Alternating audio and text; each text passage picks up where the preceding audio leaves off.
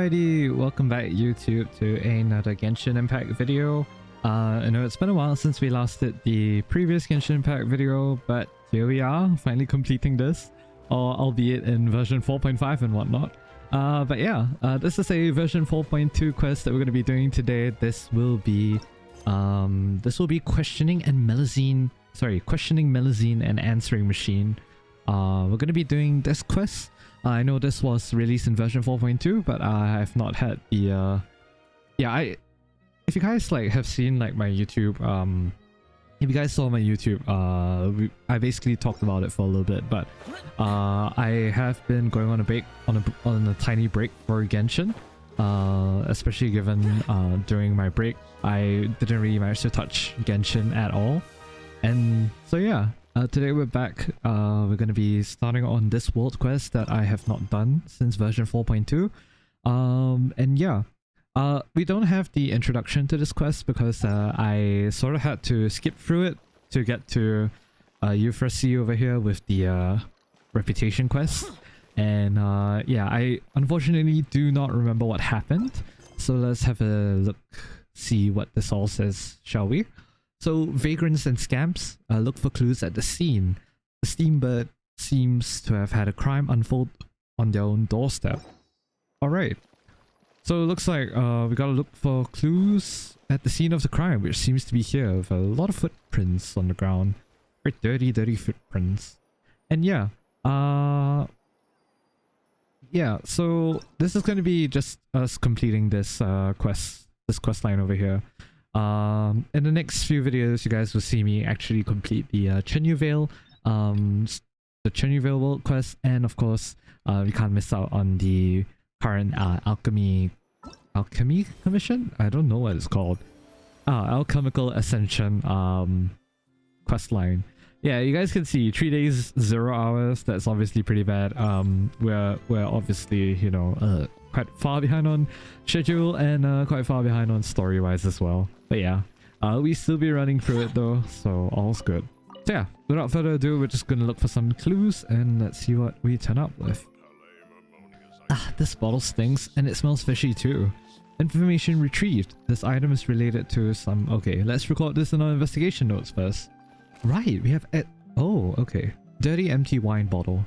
A dirty empty wine bottle from which a strange smell wafts like a sea filled with salty fish. We have investigation notes. Apparently, a crime was committed or something? I need to check.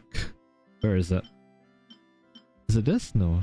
That's... Nope. Yeah, okay.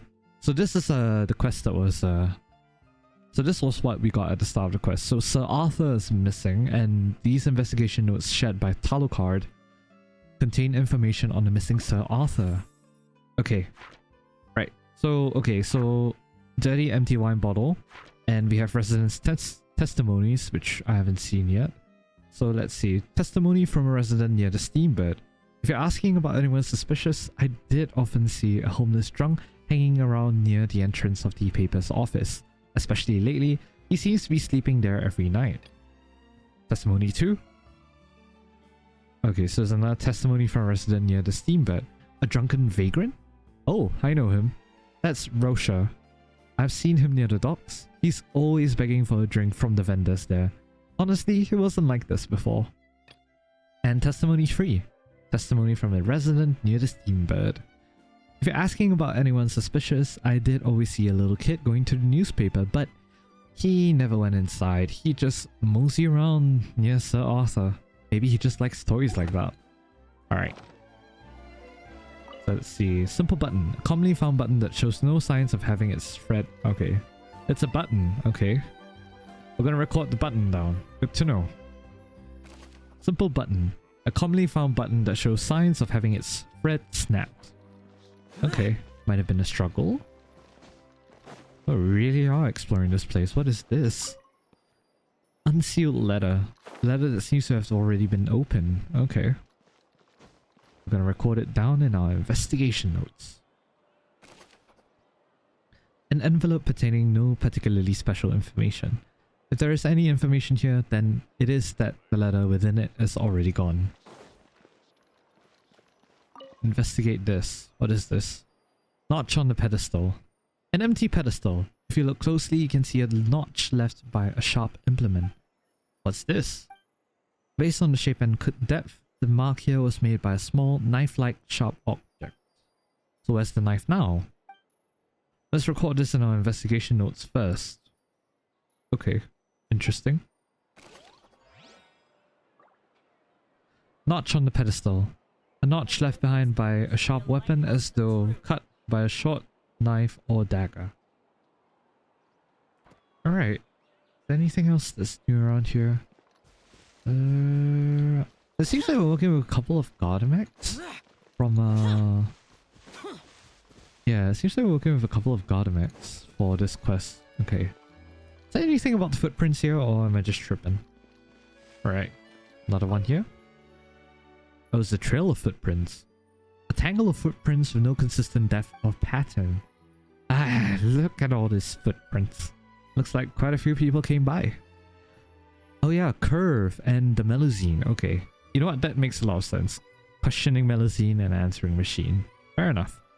Based on these patterns, they belong to 4 different people. The paper has already put a lid on this news and then isolated all non-related individuals. As such, we can assume that these footprints were left behind during the scene of the crime itself. Let's record this in our investigation notes first. Talochard. Alright. Have you searched the entire scene? Are you sure you haven't missed anything? We've got so much evidence. Footprints, a bottle. Hammond's brain's almost fried. Like normal. Let's think, Traveler. Does this give us any leads? Maybe something that tells us what to do next? Okay, help Paimon sort through the current evidence. What useful clues are here? How many people are associated with the disappearance of Sir Arthur? Footprints of different depths with different patterns intertwined and overlapping. They should belong to 4 different individuals. Definitely this. Where can the suspect be found? A dirty empty wine bottle from which a strange smell wafts. Like a sea filled with salty fish. Not that. Commonly found button. Nope. Testimony from a resident. Often see a homeless drunk hanging around near the entrance of the paper's office. Especially lately. Seems to be sleeping there every night. Testimony from a resident near the steamboat. A drunken vagrant. I know him, that's Rocher. I've seen him near the docks. He's always begging for a drink from the vendors there. Honestly, he wasn't like this before. And I always see a little kid going to the newspaper, but he never went inside. He just mosey around near Sir Arthur. Maybe he just likes toys like that. But that makes 3. You said 4 suspects could be found. Hypothesis incorrect. Alright. I think this one is one of those where you just gotta run through everything first. Or not. We're investigating Rocher first? Things are a bit clearer now, but Paimon's not sure anything we found is very useful. Paimon guesses that the best lead is that vagrant Rocher. Okay. I agree. One set of footprints must be his, right? And he sounds the most suspicious. Why so? Well, he's a vagrant and vagrants are meant to wander about. But he stays in one place. He's definitely up to something. I guess that makes a little sense. I'm not sure that's entirely logical. Trust me, I'm right. Let's go and check out the docks. Someone said they saw him there. Alright. Messy footprints. Footprints of different depths with different patterns, intertwined and overlapping. They should belong to 4 different individuals. Off to the pier that's 1 kilometer away. Where is it? Oh, thankfully near a teleport waypoint. Ah boy. Where are you? Why do you look like trouble? Oh boy. Interpret Valveri. Men, Rocher has to be hiding here somewhere. He owes, so he has to pay. Find him for me. As if not paying his debts wasn't enough, he made me chase after him. I'm going to trash this place and break his legs. Thank you for barking for me so that I don't have to. What are you barking at? Oh, you have pink hair. No one clipped that. Stop! What are you doing? Who are you? Mind your own business. Why do they all have weird funky hair? Director 42. Look at the uniform. Didn't manage to say Phantom. Maybe we should fall back? I don't care about who they are. Steal yourself, men. With me. Alright then, sure. Another test subject. I don't like... Why did I do that? If you guys see me fighting very weirdly on the on my PC, it's because I have not played enough Genshin on my PC. As a mobile player, oh boy, everything is very weird and new to me. Oh boy. Okay, that should do the trick. Nice. Becomes the Director 42 and the blonde and the robot aren't difficult to handle. Blast it. Mud. I slipped and fell. Guess we sure got lucky. Okay, lads, move. I see you're a fighter, traveler. Oh, nah, that's nothing for him. Oh, why did you woof? Crap, now I have to bark. Ruff, ruff. Oh, no need to thank me, pup. We're looking for your master. Does he owe people money? Hey, listen, pup. Your master took Sir Arthur to pay off a debt, right? Spit it out. Where is he hiding? In my humble analysis, this line of questioning will fail due to language incompatibilities. The puppy looks at you as if to say, yeah, obviously. Then let's search the area. The thief must be here somewhere. I mean, you see clothes hanging on the clothesline there, so hopefully... Alright, we'll search for traces of the vagrant Rocher.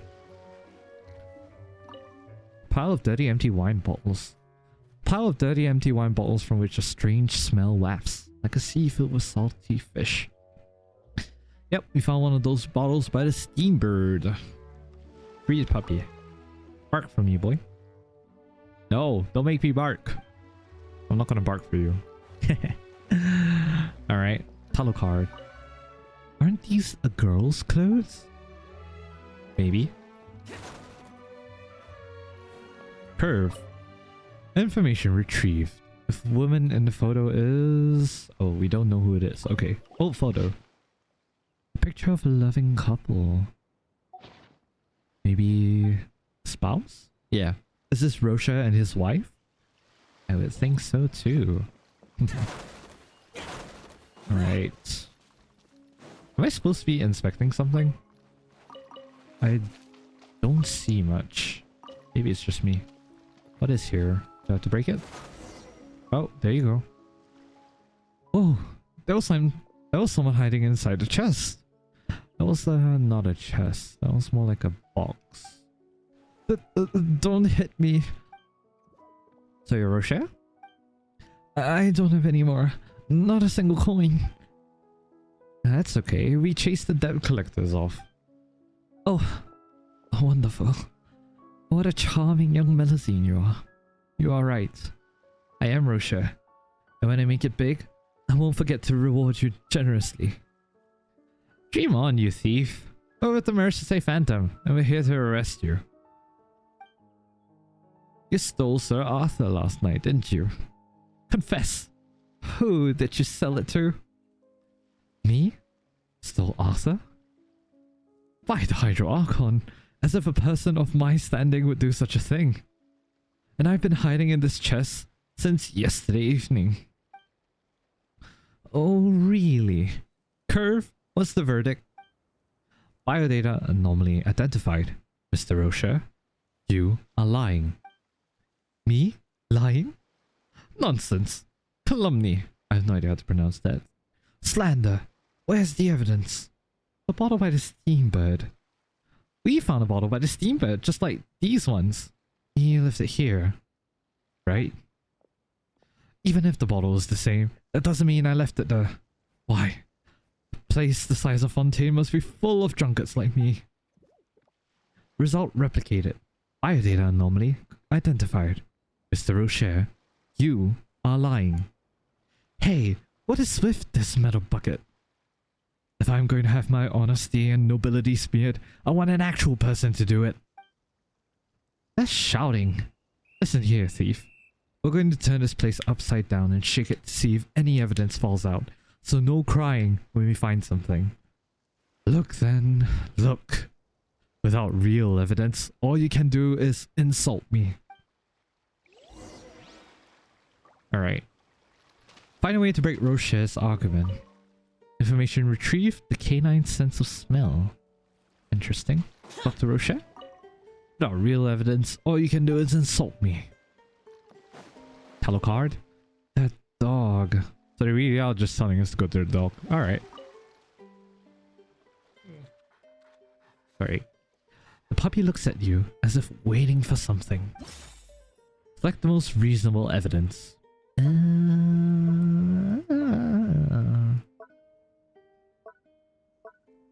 Dirty empty wine bottle, I guess? That seems to be the only thing that we have. Woof, woof, woof. Huh? What's he doing?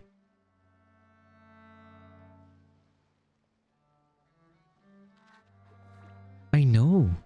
He must have recognized the scent. The bottle must have Rocher's scent on it. Bark, bark, bark. Umbrasso. Did you have to? Rocher? See, the dog recognizes your scent. Do you still deny that you weren't at the newspaper office? Do you still deny that you were at? It should be denied that you weren't at. Okay, calm down, won't you?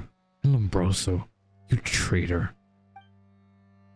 Lombroso wags his tail happily as if saying, I don't understand. Ah, okay, I admit it. Wow, Curve, you were spot on. What do you know? Can you detect liars? Correct, Miss Paimon. Really? You're a lie detector.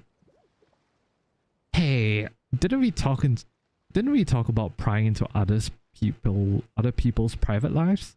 Get to know us first. Hurry up and come clean, Rocher. What did you do? But that's my private life, isn't it? How dare you? Fess up, or you'll be enjoying plenty of privacy in the fortress of Merpede. No. Okay. I admit I told a tiny few lies. But I didn't steal Sir Arthur. Honest. I slept by the steamboat's entrance last night, that's all. When I went to sleep, Sir Arthur was there, but when I woke up it was gone and I was worried people would suspect me, so I ran. But that's not the full story, is it? We've been told that you've been seen there a lot lately. Planning your heist, no doubt. That's not true. I was hoping to get some work there. You know, start off picking up litter, and maybe some big wig might spot your potential, and then whoosh, your career takes off. Seems like you were the one causing the litter of your stinky wine bottles. That's not gonna impress any bigwigs, that's for sure. I don't believe it. He's lying again. It's true. Let me finish. I know how I look now, but I used to work at a Palais Movonia. Well, it was my wife that got me the job. Her family used to be a big deal, and they still have some connections. Anyway, I used to be respectable. Really? I'm not sure which is worse. Begging for food or relying on your wife? Don't say that. I wanted to become someone successful under my own steam, obviously. But that's when the problem started. A while back, some people offered to let me in on their business. Don't worry about startup funds, they said. You can owe us. So I signed up. But I soon realized that the goods they were giving me were unsellable garbage. They started demanding I pay what I owed them. Were those the people that were here? Yeah. I didn't have any choice but to pawn things from home to get some money. But I didn't realize what I had taken belonged to my wife. Something her grandfather left her. When she realized that, I was scared. I was too scared to tell her the truth, so I said that I lost money gambling. She was furious and threw me out. Huh? Why not tell the truth? Maybe she'd have forgiven you if she'd known. Huh. What does this guy know about not telling the truth? If he claimed he lost at gambling, he could blame bad luck. If he lost it on a bad business deal, he'd have to admit to being a good-for-nothing loser. But what does this have to do with the newspaper? A month ago, this steamboat reported on a team of scammers, the elegant tableware confrery. I cannot say that, I'm sorry. Those were the people who conned me. Professional con artists. Wow, the steamboat's really good at the job. Huh. I know. That's why I wanted to work there. It would have been a respectable job and I could have earned enough to get my wife's things back. Curve, is that true? Our data has returned to normal range. Mr. Rocher is not lying. Huh. So it really wasn't him. So, did you see anything suspicious last night? I did. I was woken up by some noise and I think I saw someone. Someone very small running away. That's suspicious, right? Someone small? Statements from the residents mentioned a young boy. Could be him. But where would we find him? If only we had a puppy to show us the way again. Lombroso wags his tails happily. He seems to know he's being talked about. Now that you mention it, Lombroso has an excellent sense of smell. Why don't we see if he can pick up scent? Timon's not sure if it'll work, but it's worth a try. Alright, let the puppy sniff the clues, Rocher. I swear on that metal bucket that I am not lying to anyone. Nothing from Curve. What about Talochard? Alright, so it's just Lombroso then. Alrighty. The puppy looks at you as if waiting for something. It's like the most reasonable one. Okay. You see, that's the problem? Because they mentioned a child. He just likes toys like that. Yeah, we don't know what the child is from. Is it a simple button or notch on the pedestal? A simple button. Woof woof. Where's he going? Quick, follow that puppy. Oh, was it really the button? Follow the puppy, ... Where are you? Oh, you were going up there. Sorry, I was scratching my eye for a moment. My eye gets irritated pretty easily. What can I do about it though? Lombroso, you're pretty slow. That's fine, take your time. No rush. Except for the bloody hideous trolls that just saw me, no. Stop. I do not permit you to throw things at me.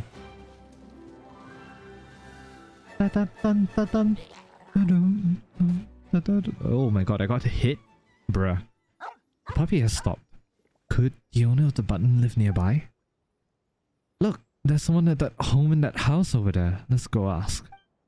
Hey, we're back at Framney's camp. After some time, you arrive at a certain spot with Lombroso. Oh, do we get teleported there instantly? Oh, I see. Nice. Yep, Lombroso. Arf! Arf! Alright. A con artist, just like Mama. And that other one. It's not like that, Kevin. Madeline. Nice. I like that name. Kevin and Madeline. So Kevin's the boy. I don't know anything. Also, I hate you all. Oh boy, what happened to you? Don't run, Kevin. Sorry to interrupt. You? What do you guys want? Don't worry, madam. We're agents from the Melusine Phantom and we're investigating a theft. A button linked to your family was found at the scene. Do you have any comments? Oh, I sold that on for Kevin just recently. But Kevin's a good child. He couldn't possibly be mixed up in theft. I knew it. Madam, I regret to say you have raised a thief. Please be reasonable, Agent. Even if this is Kevin's button, all that proves is that he was at the newspaper's office. And why would he be there if not to steal? Did you just say newspaper office? Yeah. How do you know that's where the theft happened? No. You must have misheard me. Ironclad, irrefutable evidence. Don't try and lie your way out of this. You only make things worse for you and your son. No, my son didn't mean to steal anything. He only took that knife to defend himself. Knife?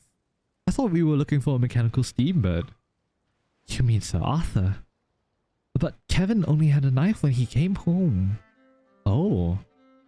So if you picked that other option, would you still be sent here? That's interesting. Okay.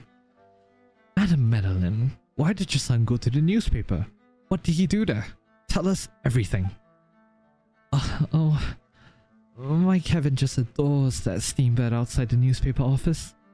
Every time we go into town, he goes to visit it and tells it all its troubles. Yesterday evening, we had a bit of fight, and Kevin stormed off to the newspaper office. But this time he came back with a knife.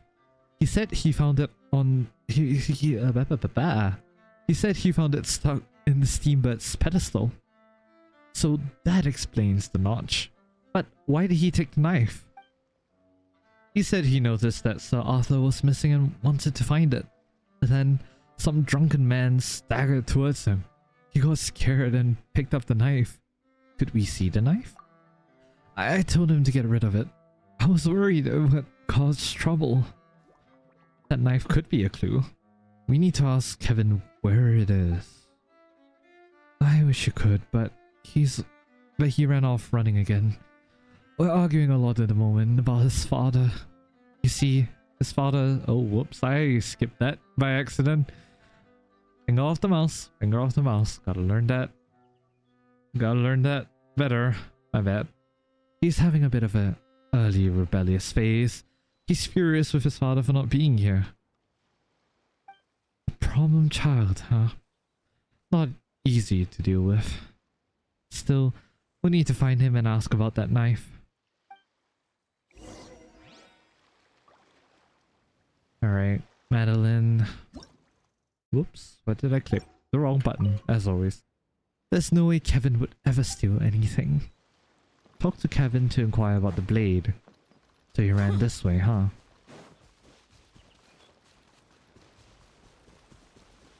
Oh, Kevin! Oh, not that stupid dendro slime. Come on, you blessed beast! Eat me if you can. No. I do not approve of vor. Oh no, Kevin's been caught by monsters. Isn't that fine though? That's a problem child we're talking about. And any monster that eats him will... Okay, that's too fast. Hey, we only need to take care of the problem, alright? Who cares if it's a problem child?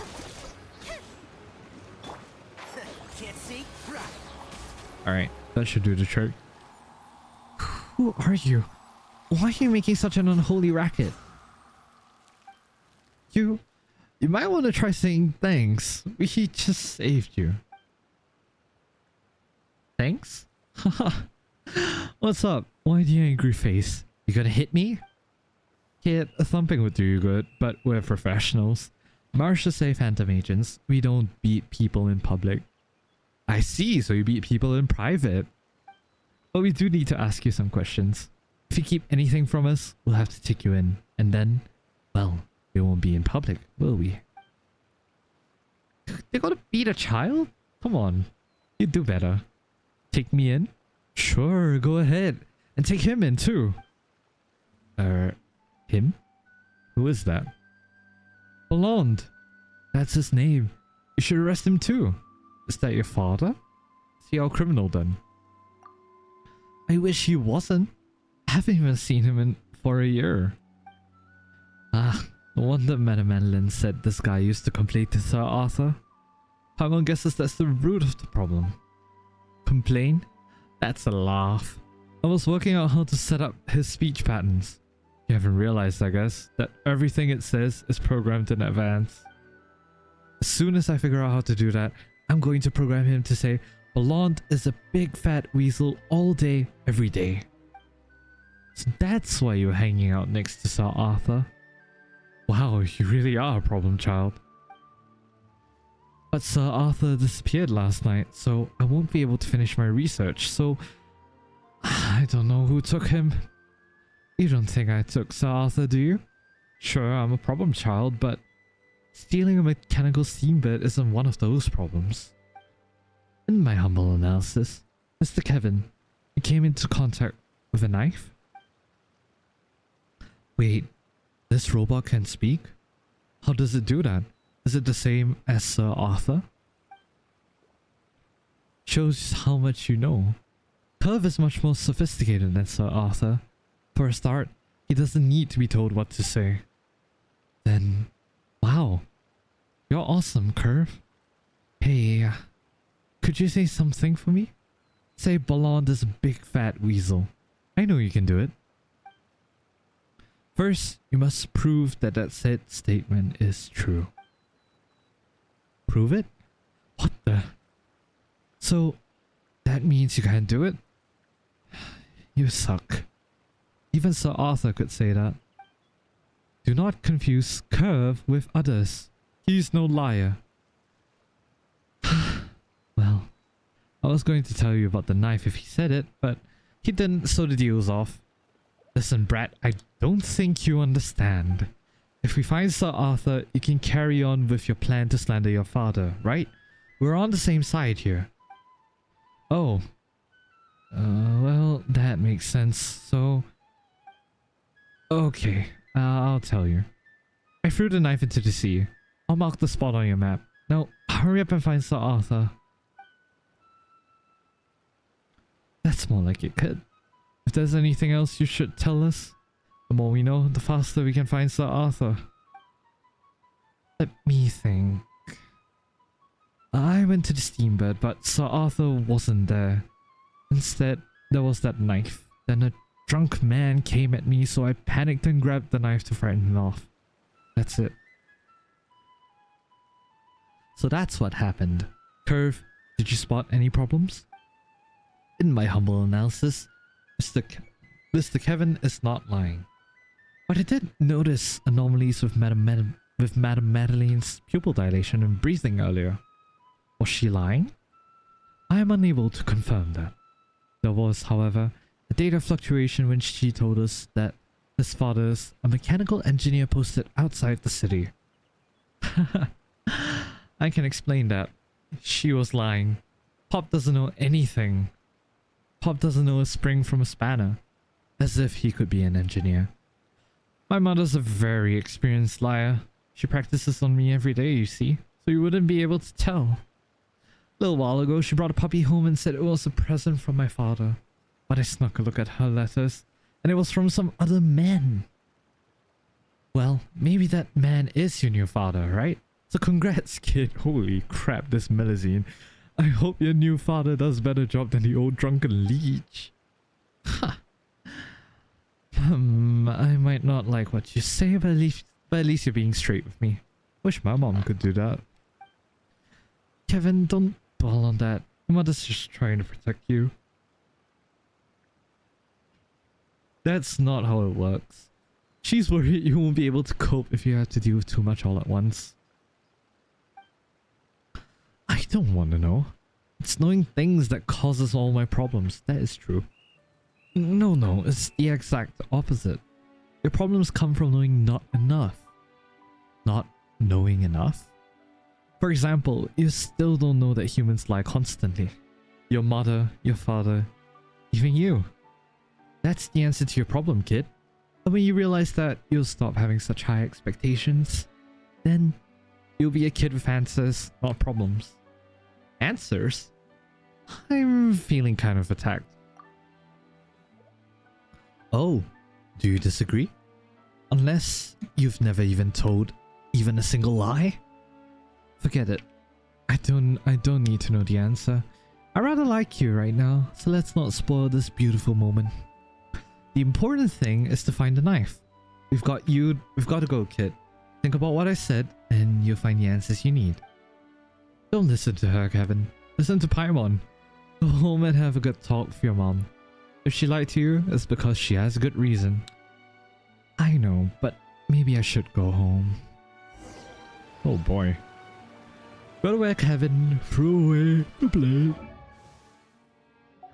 Ugh, I'm mad. Why am I? Okay, like, if you're looking at the time at which I'm recording this, clearly 3 days, 0 hours should be a good indication as to when I'm recording this for you all. Why is there always something at— oh, it's the dendro slime, isn't it? You know what? That's not really too much of an issue. Oh boy. Alright. What is this? So this is where Kevin got rid of the knife. I'm thinking, oh no, getting wet. I want to get wet, but in other ways. Paimon thinks it's time to get wet. I could, but Curve can't go underwater, and unfortunately I need to stay here with him. Sorry, guess it's all up to you. Eat. You know what? We've already met a robot dog and he could swim. Paimon guesses Curve isn't all that advanced. How dare you suggest Curve is something less advanced than a dog? He's just not feeling very well. What was the dog's name anyway? When Curve is better, we'll have a competition and see who wins. Wow, someone's being unnecessarily competitive. In my humble opinion, we should be looking for evidence. Never mind, let's go diving. We need clues. Curve, how are you feeling today?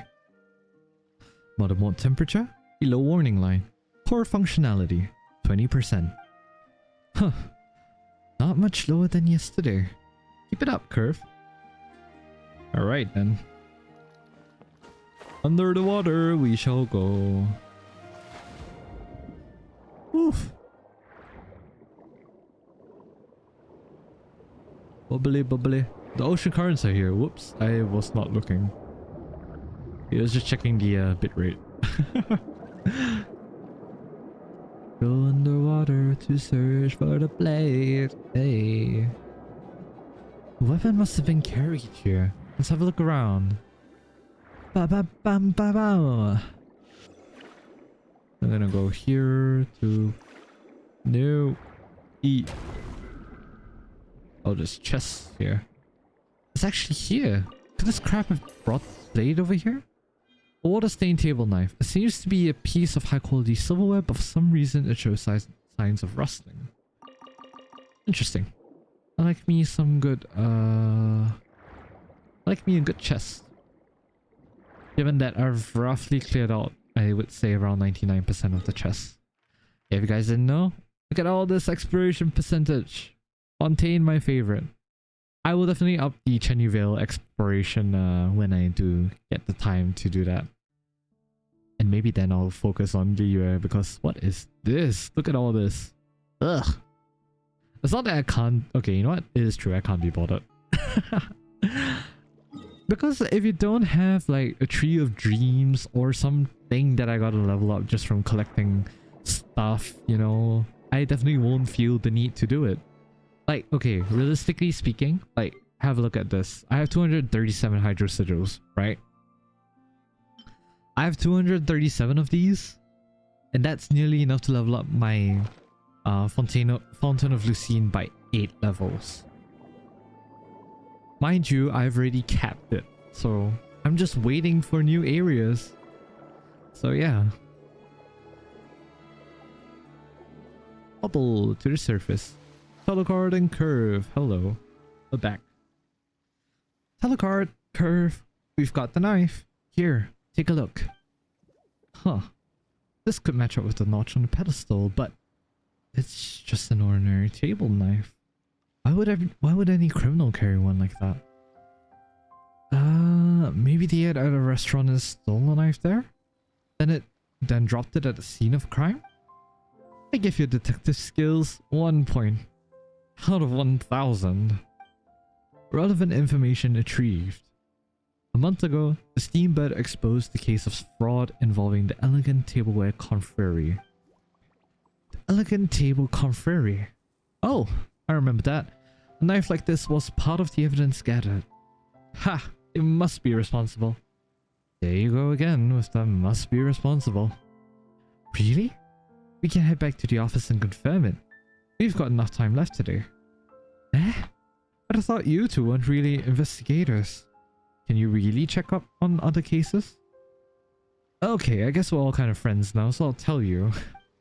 I'm an evidence clerk with the Marseille Phantom. As such, getting a piece of evidence from the stores is easy peasy. A what? Is that even a job? So, Curve is evidence. Indeed. Oh. Wow. So the evidence is running around solving cases? And why not? You aren't even evidence, but you're doing the same. But didn't Editor-in-Chief Euphrasie say something about Curve being remotely operated? She was helping to maintain Curve's cover. She seemed to know his story, which is that he is a lie-detecting robot. That's hard to believe. How come Paimon's never heard of something that incredible? Because he's been stuck in the evidence storeroom. Curve is a vital piece of evidence in a case dating back 30 years. Oh, so you are secretly investigating that shocking crime to identify the true perpetrator? As if my life's that exciting. I just got bored and decided to take Curve out for a walk. And that's it? Curve, what do you think? Biodata anomaly identified. Agent Talochard, you are lying. Oh, Traveler, I was just starting to like you. Now you're using the Moso's protocols loopholes against me. The what protocols now? You mentioned those earlier or something, didn't you? My great creator, Mr. Moso, added some rules to my core programming to ensure the accuracy of my lie detection. Those rules require me to answer all questions with complete accuracy and honesty. So you can detect a lie but not tell one. Ow! And if someone asks you a question, you're not obligated to answer it? Correct, Miss Paimon. What clever rules. So is this Moso guy some top scientist at the Fontaine Research Institute? He was a top scientist until he passed away. He died 30 years ago and Curve became evidence. He died? How? Relevant information retrieved. Mr. Moso died in a duel attempting to prove his innocence after a court found him guilty. Why was he found guilty? Relevant information retrieved. 30 years ago. Stop. You keep asking questions, and if you keep asking questions, Curve has to keep answering them. I want to know though. God damn it, Talochard. Our priority should be finding Sir Arthur. Editor-in-Chief Euphrasie will be too upset to eat if we didn't find him. Paimon finds that unlikely. Well, anyway. Curve and I are going to see what we can find out about that knife. Let's meet first thing tomorrow at the Palais Mammonia. But Paimon's so curious. Couldn't you indulge her this once? I'll indulge you tomorrow. How about we make you a delicious breakfast? Ooh, breakfast? Okay, looking forward to it already. See you tomorrow morning then. Okay, they've gone. Paimon can't help but feel like there's something going on their end though. Best not to stick your nose into other people's private lives. You can be nosy about that tomorrow. Yeah, it's been a busy day, so let's go get some rest. We'll meet them at the Palais Mammonia tomorrow. Alright, vagrants and scrams. The red and the black. Wait until the following morning. I think before that, I need to check. Yep. Hehe. Gotta go claim my rewards first. Ah! Let me know what I'm doing. Hold on. How do I claim it again? Right, go to Fontaine. My bad. Alright. Add extra applesauce. Thank you very much, Catherine. Alrighty. Wait until the following morning. I think I need to clean this. Thank you. Alright. 8 AM and Palais Mammonia. So let's teleport to the Palais Mammonia first and we'll switch the time to 8. Let Mammonia. Let's go.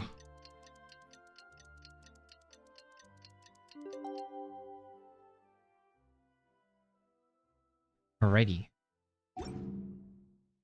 A bunch of mail as well. Let me see.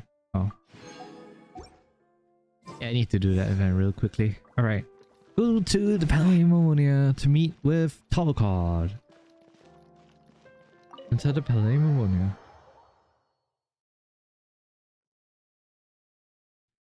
Alright, where are you? Talochard and Curve. Good morning. Morning! Morning. Morning!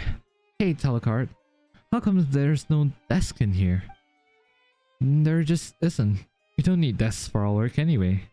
And this bench is awesome. Look, it has comfy cushions. Sit down. Quick. Come try the delicious breakfast I made for you. Whoa. Thanks, Talochard. But what is this? It smells a little odd? That's my special poisson con pie. It's even tastier than the usual recipe, so it's a fish pie. It does smell odd, but that's why it's special. You've piqued Paimon's interest. What about you, traveler? Curve, what do you think? An analysis of composition indicates eating this could be a difficult trial. Forget it, I'll let you try it. Paimon, you're tougher than me. Awesome, we're real tough cookies. Then let's dig in.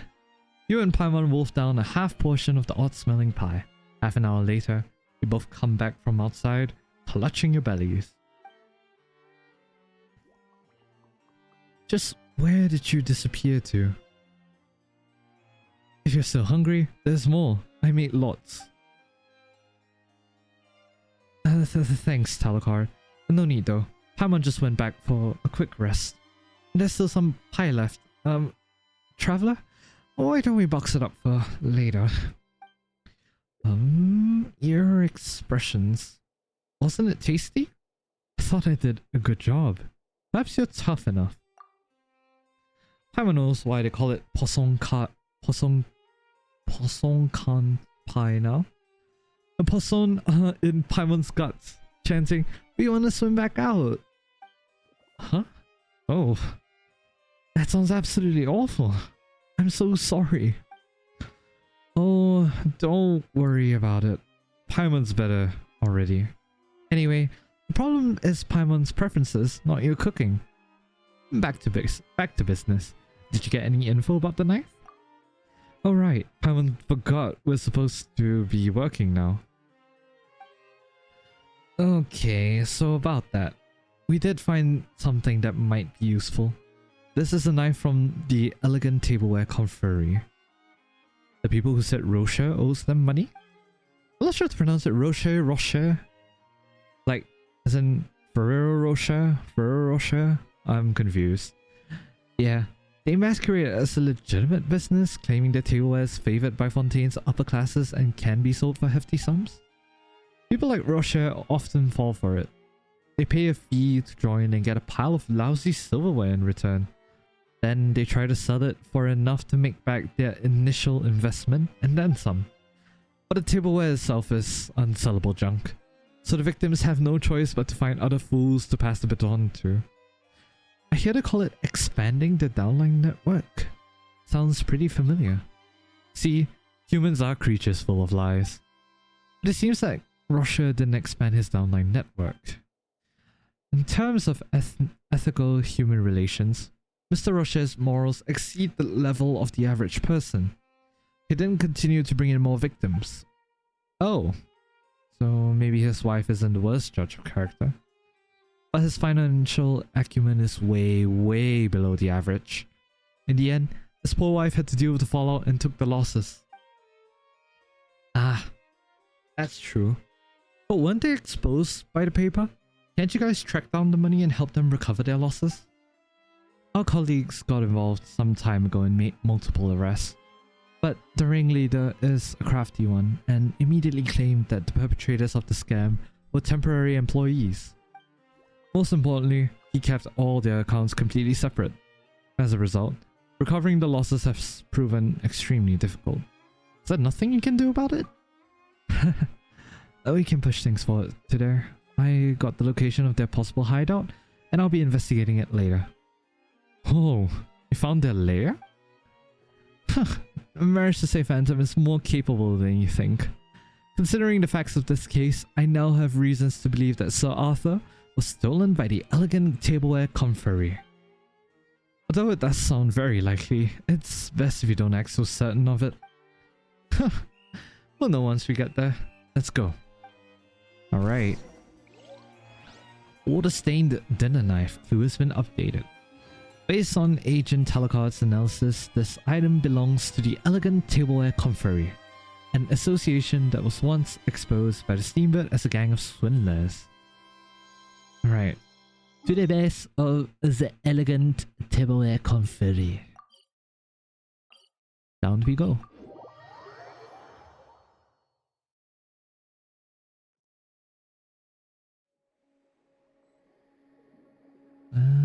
Down I need to go. Where are you?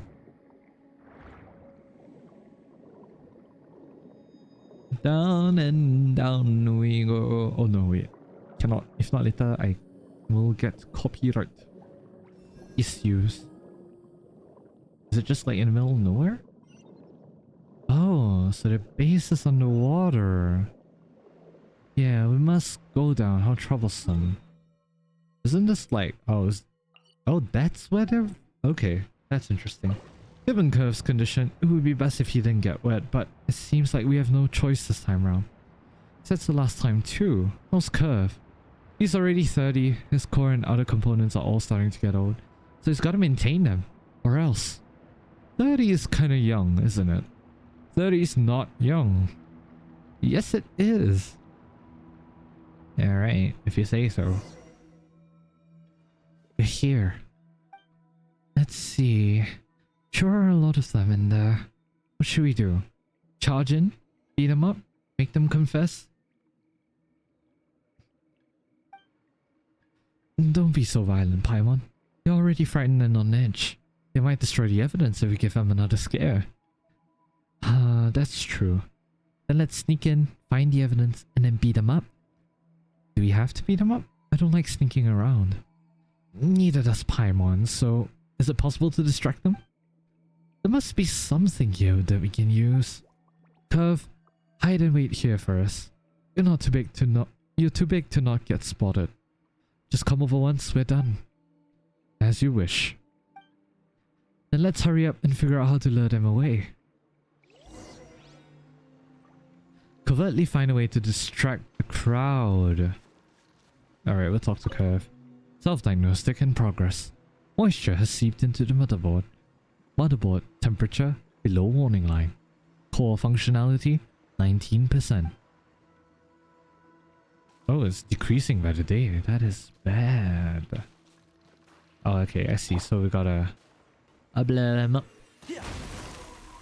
That hit me. Warning! Explosive trap triggered. Intruder alert. Uh-oh. That was the trap. We weren't supposed to do that. Okay, what if I just walk by it? Blow up the explosive barrels. Yeah, no. Investigate. This chest. What if Paimon hides inside and makes some noise? Then you guys can go look for clues while they come over to investigate. Think that'll work? Sure, give it a try. Paimon squeezes in, and once the rest of you are well hidden, she starts shaking the chest. Someone's over there. By that chest. Intruder alert. This plan is way too dumb. Well, I don't see you giving me any tips now. I need help. Is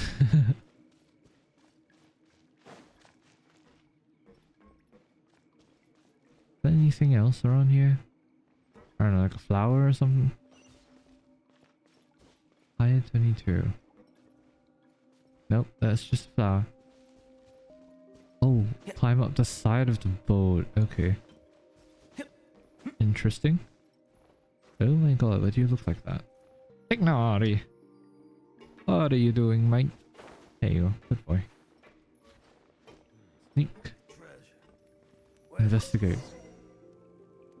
This pot has chicken legs in it. Is someone cooking? How about adding in some seasoning to put them to sleep after their meal? Or we can do something else to drive them away. Nice idea. Check your back for any useful seasonings. Trailblade Traveler. Leftover possum corn pie. It looks cute, but might cause some stomach problems later. Well, Talochard's not gonna be happy about that. Whoa. Paimon has a feeling it's gonna be super effective. Hey! How could you put that in there? It's an insult to my culinary talents. Don't be mad, Talochard. Your cooking might end up making a very significant contribution here. But I'm certain they won't be able to overcome the trial of toughness it poses. Really? Then, fine. Let's hide and watch what happens. Once chow time is shouted, the entire elegant tableware confrérie starts gulping down the food with the extra seasoning. It doesn't take long before one by one, subtle changes begin to appear on their faces, and then they start running towards the exit with their hands clutching their stomachs. See, Talochard? They're experiencing the power of the possum corn pie, just like I said. I'm incredible. I'll go get Curve. Now we can go search for evidence to our heart's content. Alright, search for evidence of the crime. Old clockwork locket. An archaic clockwork locket. It looks quite old. What is this? Looks like it opens. There is a photo in there. Who is she? Database responding. Database responding. Database responding. Failed to retrieve information. Retrieval failed. Curve, your database wouldn't respond without having relevant information, right? Did water get inside you? Let's put this away for now. I'll let Curve take a look later. Old clockwork locket. An archaic clockwork locket. It looks quite old. Well, yeah, no duh. What else would it be? New? Oh, god damn it. Alright, thank you. Dining table with diningware. An overwhelming amount of tableware is scattered all over the place in a messy yet charming pile that's ripe for the taking. A table knife. A table knife just like the one left right outside the steam bed. It must be them.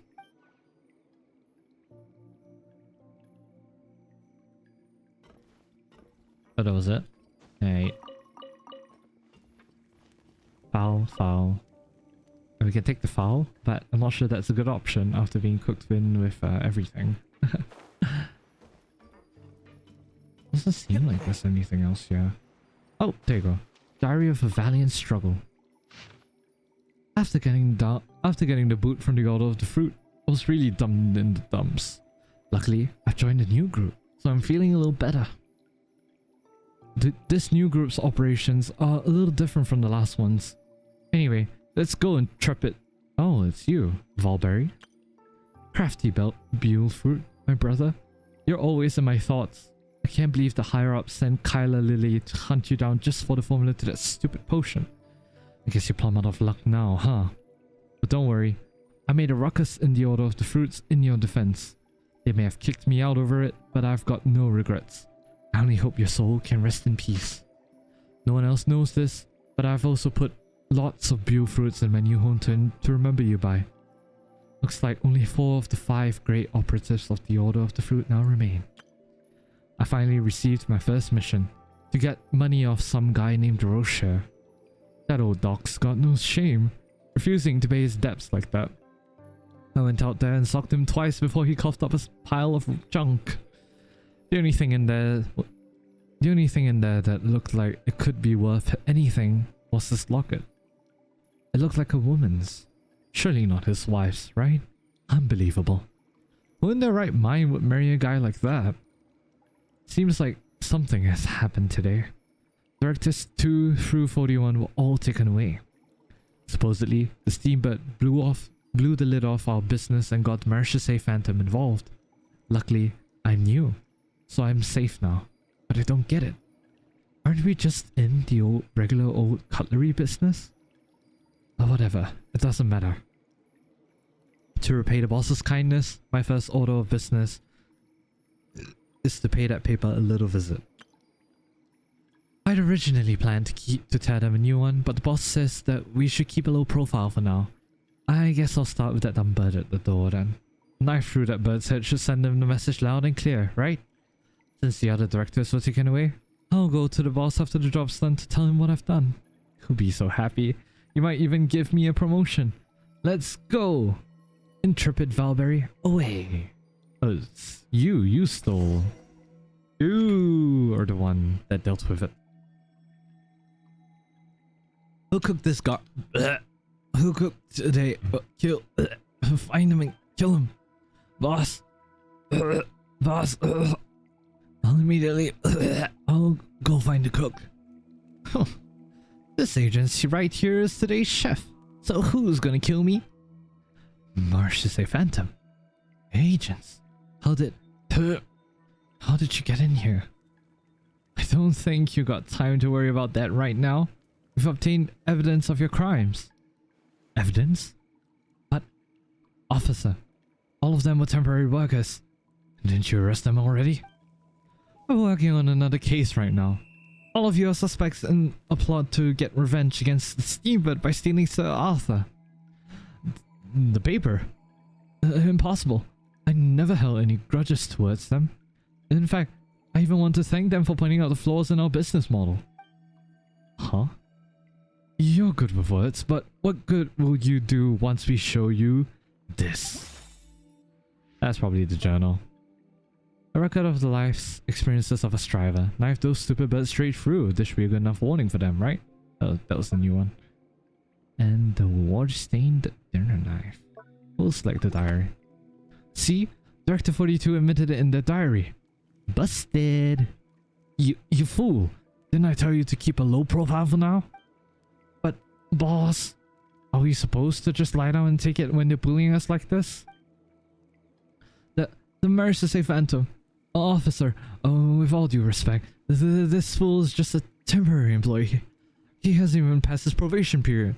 Since he's suspected of breaking the law and committing a crime, I have no choice but to fire him in the spirit of justice. Hey, how much longer are you planning on using that same old trick? Fire me? But why? Boss, didn't you say earlier that I'm the only one who has been loyal to you? Who are you? What are you talking about? You're fired. We have nothing to do with each other from now on. Take him away on it. Yes, he's all yours. Boss, you betrayed me. Ah, you dirty double-timing dog. I'll take you down with me. Alright. Okay, why are they arguing? Traveler, tell them to calm down. One with the force. So who exactly are we fighting here? I'm so confused. Oh, we're fighting you. Right. Alright. Speed of light. Why are there so many of you? God damn. I need to move out of the way. You're like fighting against the grass and stuff. Bruh. Calm down. Are they all dead yet? Oh my god. Why are you under there? It's so hard to get out of there. Ouch, you blithering idiot. How dare you go against me? You filthy traitorous mutt. You can't stop me. Alright. That's enough. Just play nicely now, would you? Even the guy doesn't want to fight. Hey, redhead. Hurry up and fess up. Where's Sir Arthur? Hey, cut it out, shorty. I'm not on your side either. Unless you're willing to do me a favor. Help me convict this traitorous backstabbing thief of a felony and make the rest of his life a living hell. Then I'll try to cooperate with you. Blech. Mercy Phantom never negotiates with criminals, but with the evidence we already have, the quality of the rest of his life won't be too different from what you're hoping for. Huh? Don't do that. So, are you going to come clean now? Alright, fine. I'll tell you everything. I didn't actually take Sir Arthur. I know it's strange, but someone got to it before me, so I just stuck the knife in there as a warning. Huh. It wasn't in there. You're lying, right? Hurry, you got this, Curve. It's your time to shine. No anomalies detected in Mr. Intrepid Valberry's data. What? It really wasn't this redhead? So, did you see anything in the scene? I saw a really smelly drunk lying on the ground, just like that Dr. Rocha. All I wanted was to stay well away from him. There's another drunk there. Then it's Rocha, right? Is there no one else? Even if there is nobody, you're gonna have to give us someone. You cut short this trail we were following, and you're gonna have to take responsibility for it. Now you're just making things difficult for me. You can do it, Mr. Intrepid Valberry. You even fought back against your own boss. Fine. You're right. Let me think over it for a moment. Director 42, if I may say something. What? Do you have any leads? No, I don't. Then just wait a minute. Can't you see that I'm racking my brains right now? Ah, I got it. I've just remembered something. I went to the Flusandra in search of a locksmith because I needed their help to break into the paper's office at night and wreak havoc. The intent is there, fam. You are incriminating yourself once again. But wouldn't you know, I ran into someone there who was also trying to find a way to sneak into the paper. Who was it? What was their name? I don't know, but he was dressed like a member of the Fatui. The Fatui? Them again? Justice may be absent, but the Fatui never are. And what did he do after that? How would I know? I'm not some sewer stalker. This time it's certain. He's the one who stole Arthur. Oh, but every certainty of yours has been wrong so far. It's certainly different this time, don't you remember? There were 4 pairs of footprints at the scene, so there were 4 suspects at most. The Fatus is the 4th suspect. What if it wasn't him? Hey, don't look down on me. I'll bet my uniform on it, alright? If I'm wrong again, I'll quit and stay home. Calm down, alright? Let's not be too hasty. Hey, redhead, could you find that guy? Why don't you just try your luck in the Flusandra? I've seen him there on more than one occasion. Someone dressed as Fatus in the Flusandra. If he really is there, he wouldn't be so difficult to spot. Alright, let's do that. We'll take these criminals back first and then head over to Flusandra. Don't forget your promise. You better convict that 2-timing traitor. Pin him to the wall. Don't worry. Neither of you is going anywhere. Huh? Wait. Where is he? Oh, he did run away. Where did the boss go? He was just here a moment ago. Well, he snuck off in that direction when you were distracted. What?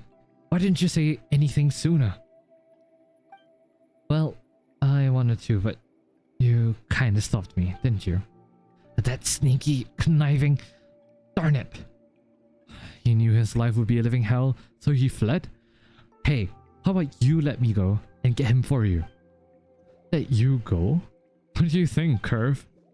Based on my analysis of Mr. Valberry's data, he's telling the truth. Then get going, redhead. Don't disappoint us. Alright. Don't worry. I'll give you my word as a man. Really? Are we really just gonna let him go like that? What's wrong with that? If someone deceives another, shouldn't we support the victim in getting revenge? I know what it's like to feel angry after being tricked. Oh, Curve, you should be taking note on this. As you wish, I've recorded the behavioral and psychological data of everyone involved in my lie learning module. Then let's stop wasting time here. Our primary objective is to take others back to the Marriage to Save Phantom and then get back to Flusandra. You escort the criminals back to the Marriage to Save Phantom.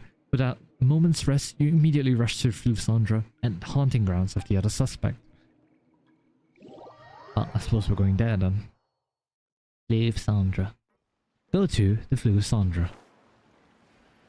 Well, we're at Flusandra now. Look, isn't that the guy? Oh yeah, it is. The Patui.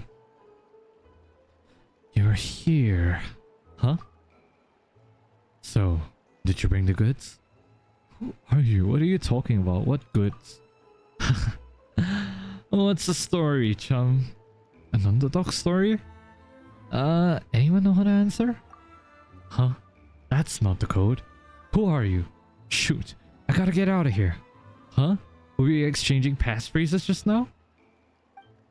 Forget that. Hurry! Don't let him get away. Pursue the Fatui. Ballad. Talk to the Fatui. We finally caught you. Why run like that? That was exhausting. Stop chasing after me. I haven't done anything wrong. And why run if you are innocent? That won't hold up in court. Why don't you tell me what crimes I've committed, huh? You stole Sir Arthur. Hey, I didn't steal that. Quite certain someone stole it now, aren't we? Ah, crud. Don't even think about trying to weasel your way out of this. We even know that you've been looking for a way to sneak into the paper's office. Take a look at my uniform. Then take a look at your own. Are you trying to cause an international crisis? Do you want to say bye-bye to your life? No way is that serious. No. After I complete this mission, I'll be able to retire early. Don't be like this. Why don't you try making this a bit easier for me, huh? If you make things difficult for me, then it's only fair that I do the same. Picture your retired life for a moment. When you sit down to eat, you'll be looking across and see me. Every date you go on, I'll be your chaperone. And for every travel photo you take, I'll be there too, smiling. No, stop. That's enough. Don't terrify me like that. I'll come clean, alright? It's not like it's a secret anyway. I'm Bollard, a peripheral intelligence officer. What peripheral means is that I'm not very important. I was tasked with locating a research base belonging to a scientist known as Mossel Ambroso. Mossel Ambroso? Isn't that Dr. Mossel? You've heard of him too. He passed away some 30 years ago, and his research base is said to contain some valuable information, but no one knows his location. What does that have to do with the Steambird? Because Dr. Mossel's death is linked to the Steambird. I'm sure the paper knows something. It's linked to the paper? Correct. That's why I contacted one of their editors, Zhenk, hoping to get the inside scoop. Isn't that the editor who was arguing with Talochard? Why will he reveal the paper's inside info? I sent him a small gift. Do you recall that newspaper recently exposed the elegant tableware conferee scammers? I provided the details of their crime. Oh, so you did that. You're really amazing, huh? Thank you. So I may only be peripheral personnel, but I'm one of the better ones. Anyway, the exclusive report gave Zheng's reputation quite a boost. When I contacted him again, he said he had nothing to repay me with. Utterly despicable. That's when you decided to sneak in? Indeed, but I noticed something odd when I got there last night. The signature Steambird at the door was gone. It vanished before you arrived. Ugh, not again. That's right, and there was an envelope on its pedestal. Acting on my instincts as an intelligence officer, I opened the envelope. Well, to my surprise, it was full of threats. What? The envelope at the scene. How could you sneak a peek at someone else's letter? Let us look too. Luckily, I kept it with me. Please, help yourselves. To the Steambird. Miss Mossel's death 30 years ago is still on my mind. Whenever I think of your paper's rhetoric, which intentionally passes off falsehoods as truth, I simply cannot suppress my indignation. As such, I have taken Sir Arthur captive. I eagerly await your paper's sincere repentance, issue a public apology, and surrender Mossel's legacy. Should you continue to spin a web of lies that obfuscates the truth, I will be left with no choice but to slay that Steambird. Crow or Blackbird? Yikes. Are you done? The ones who signed it, Crow or Blackbird, is the criminal you're looking for. But Is this for real? Is the paper really linked to Dr. Mosso's death? There's no mistake. The inheritance mentioned here is probably Dr. Mosso's research base. The paper definitely knows something. Later on, I put out some feelers in my circles, hoping this crow or blackbird would be willing to meet with me. If she's in the same line of work, that is. Best case scenario, we can work together, and even if that fails, I didn't want her to raise any alarms, as it would only disturb my work. But as it turns out, we're the only ones who showed up.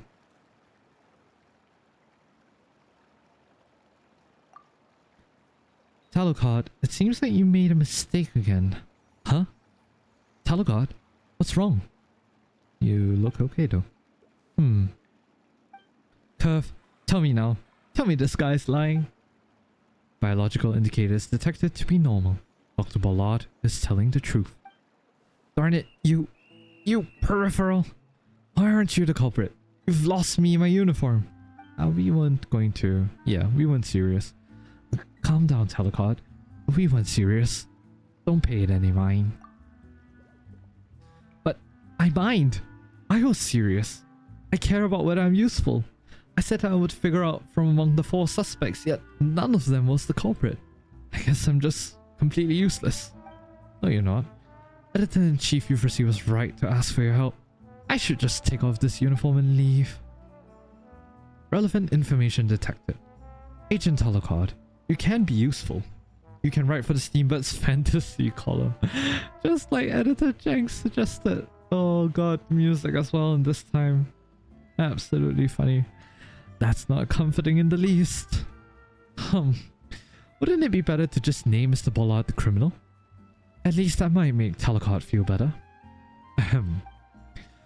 Miss Paimon, are you suggesting that I lie?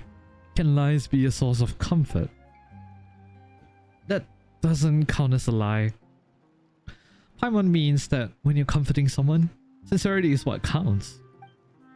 For example, when Paimon was worried about gaining weight from eating too many slimes, the traveler might say Paimon would still be cute even if she gets fat. Or, you know, something like that. Yes, I would sincerely comfort Paimon. No, I would feel sorry for the slimes. No, I would just call out Paimon for being a glutton. Hell yeah, disproving Paimon right in front of everyone. Hey, you were supposed to take Paimon's side. That's enough. Curve can only analyze biological data. Can't understand all of that. Forget it. You can go, Ballard. Thank you so much. Huh? Talochard, you? Paimon, Traveler, I know you both are amazing and tenacious, but I'm just a stupid piece of deadwood that is always rolling downhill and finding new lows. I'll break at the slightest touch. I'm sorry, but from here on out, I'll just leave everything up to you. I'd like to buy you both a dinner one last time. We will go to a fancy place like the Hotel de Board, so you won't have to eat the trash that I make. But Paimon hates farewell dinners. Curve, talk some sense into her. Agent Talochard, I suggest you reconsider writing for the Steamboat's Yikes. Alright, that's enough. I really need to think things through. Anyway, I'll see all of you at Hotel de Board tonight. Don't forget to come. Paimon knows Talochard is a straightforward person, but it feels so sudden. Was today really that bad? It probably just wasn't about today. Paimon hopes she gets better by tonight and get some rest too. Paimon's quite tired after investigating so much. Ballard's testimony.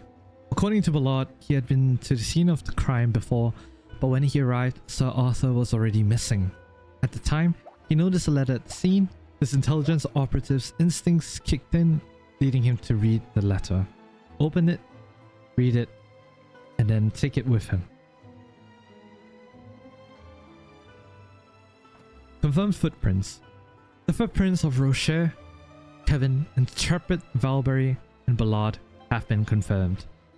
Based on Agent Talochard's analysis, they are the same as the footprints that appeared near the newspaper. Interesting. The letter signed Crow or Blackbird used to threaten the Steamboat. However, due to the efforts of Ballard, I cannot speak today. What is wrong with me? An unrelated third person who came out of nowhere. This threat proved unsuccessful. Alright, wait until night, but we're gonna go to the Hotel de Bord because that's where they were telling us to go. So we'll have teleport. Is it this one? Hotel de Bord. Yeah, this one. Nice. Alrighty. It is night. Go to Hotel de Bord at night. Oops, my bad. Alright. Into the Hotel de Bord.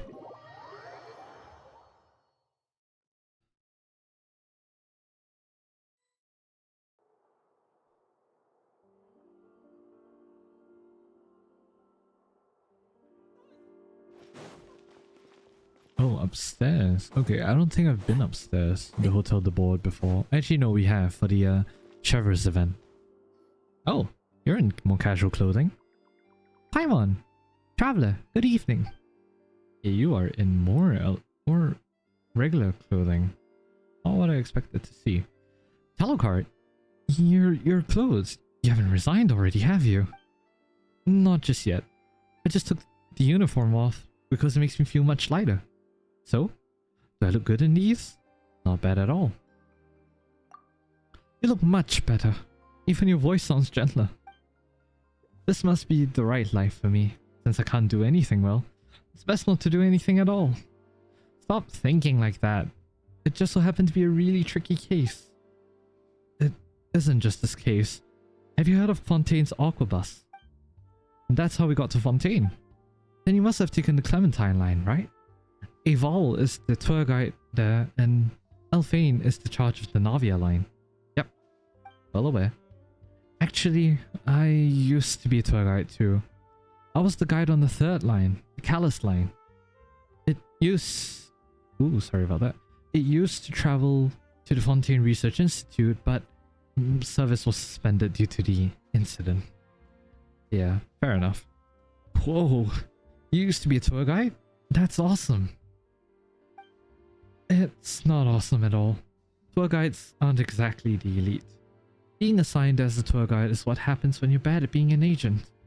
Oh. Oh.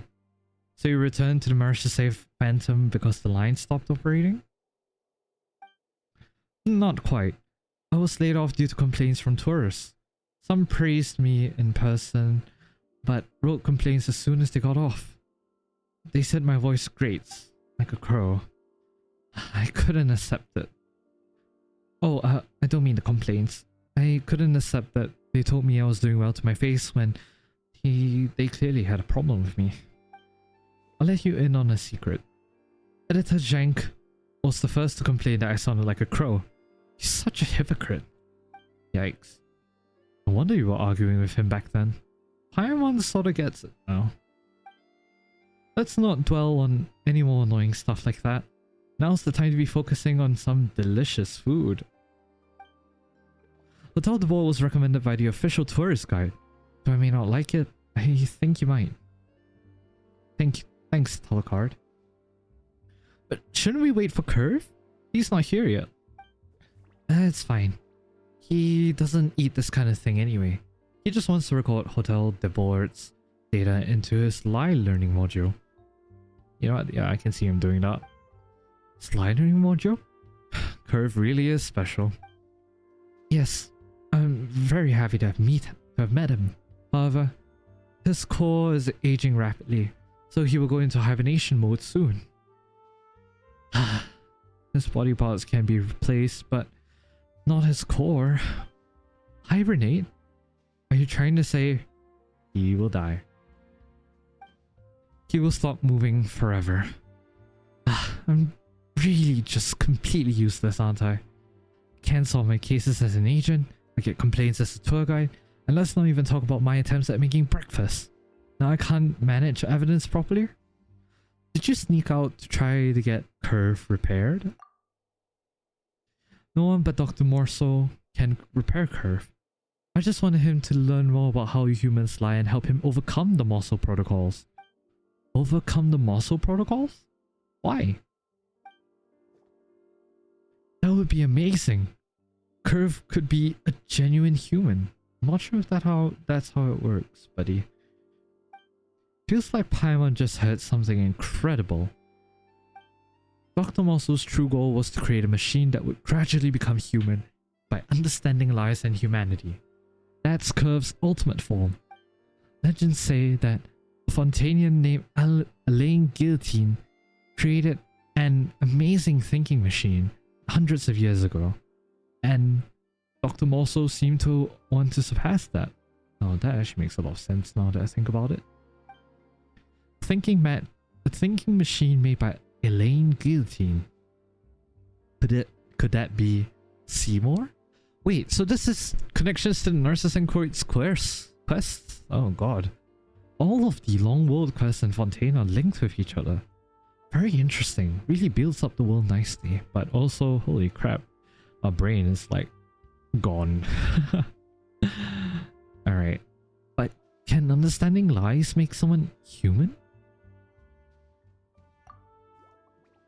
Dr. Morso believed that humans have various reasons for lying, with various reasons for underlying those reasons. But it is those emotions that make them human after all. Yeah, that's fair. So he created a low-lying protocol. That it means that he's... Okay, so I skipped that by accident again. Finger off the mouse as always. Remember, gotta remember that. Talochard. Then it means he's no longer bound by his machine programming and has acquired human emotions. We're out here investigating cases because I want him to see how humans lie. I want to learn from him. Oh. Then you definitely can't give up. Shouldn't we fight harder to give Curve more time? But how? Dr. Morso is gone now. But his research base is still out there. Right. There must be a maintenance manual or something. I went through everything already and didn't find anything about the base. How about the newspaper? Have they found any leads? Didn't the Fatu say something like that too? That guy was an amateur. If the Marseille Phantom doesn't know, then the newspaper certainly wouldn't. You're just looking for excuses, Talochard. You're actually just afraid of failure, aren't you? No one fails forever. If you hit rock bottom, your only way is up. I've hit rock bottom? Yeah, you even took off your uniform. So, I won't fail anymore? That's right. You absolutely will not fail again. In my humble analysis, Miss Paimon is lying. And here you are. Lemao. Hey, wait a sec. Curve, couldn't you have shown up just a little bit later? But such lies have a chance to mold reality. That's fair. What are you talking about, Curve? Lies molding reality? 30 years ago, Dr. Morso and I performed our first public test in Hotel de Board. At that time, there were only 4 tables, 8 chairs, and a waiter, who was also the owner. He said to me, Restaurant de Board will certainly become a renowned luxury hotel. It was just like Miss Paimon's statement, but it was a lie, but based on sincerity. Interesting. But today, as you can see, Hotel de Board has exquisite carpeting, expensive decorations, 2 dining areas, and an endless stream of guests. That's fair. I think that if the lie about Hotel de Board came true, then the statement that Agent Talochard will not fail again has the possibility of becoming true. Shutting down the lie learning module. Curve was being a little odd just now. What was he talking about? It's the lie learning module. It resides in Curve's core, and once it's enabled, it makes Curve spew a bunch of illogical nonsense. I'm starting to doubt Curve's reliability. I think Curve has a point. Well, Paimon thinks that some humans say things that don't make sense. Does it mean Curve is improving? It does. Talochard, are you just gonna give up just when Curve is showing signs of improvement? Obviously not. Well, can you please say that thing again? Say what? You've hit rock bottom? You absolutely will not fail again. Oh, that's right, because you've already hit rock bottom. I get it. Then I'll try again one more time. If Curve is still learning, then I have to help him. Wow, Talochard really is like a child sometimes. She gets moody so quickly, but also perks up just as quickly. Sounds like you, Paimon. Is Paimon not mature enough? You're even shorter than Talochard. Relax, Paimon. You're pretty mature. Oh, just stop with the chit-chat. We should take action at once. Since the newspaper might know something, let's keep our eyes on the prize and keep investigating the theft.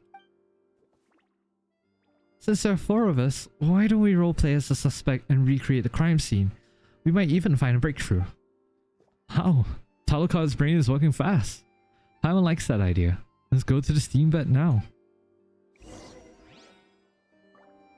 Go to the steam bed. Alrighty, where is the steam bed? Right outside.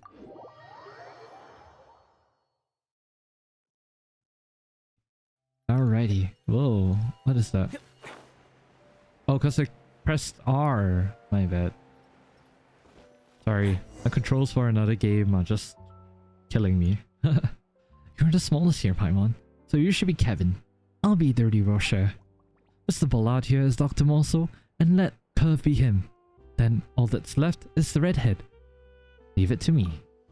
Alright, everyone's got their roles, so let's reenact the night of Sir Arthur's disappearance. What did all of these guys do? The first thing is to reenact the order of their arrival. Of the 4 suspects, which arrived at the scene first. According to the Rocher, he had been to the scene of the crime before, and there he had seen Sir Arthur intact and untouched. But when he awoke, Sir Arthur was gone, having disappeared as he slept. As he woke up, he saw a small silhouette fleeing the scene. It was Rocher. Of the 4 suspects, which arrived second. According to Kevin, he had been to the scene of the crime before, but when he arrived, Sir Arthur was already missing. All he saw at the scene was an old drunkard and a knife. To defend himself from the drunkard, he grabbed the knife and fled. The button must have accidentally come off his clothing as he fled. Not him. Intrepid Valberry. According to Intrepid Valberry, he had been to the scene of the crime before, but when he arrived, Sir Arthur was already missing. As an act of retaliation, he took out a dinner knife and stuck it there to say, "Now this is a warning for them." In addition, he saw a smelly drunk as foul as Rocher. The third person, I don't think it's you. According to Ballard, he had been to the scene of the crime before, but when he arrived, Sir Arthur was already missing. At the time, he noticed a letter at the scene. His intelligence operative instincts kicked in, leading him to open the letter, read it, and take it with him. Probably him. And of the 4 suspects, which arrived at the scene last, will be Kevin. Hypothesis is incorrect. Oh, okay. So Ballard came first. Then Intrepid Valberry. Oh right, cause if not, he would have noticed the knife. Right. Incredible. The traveler is absolutely correct. I am the first to arrive. I'm Rocher, a middle-aged man who was kicked out by his wife. I've been loitering around here because I've been trying to get a job at the paper.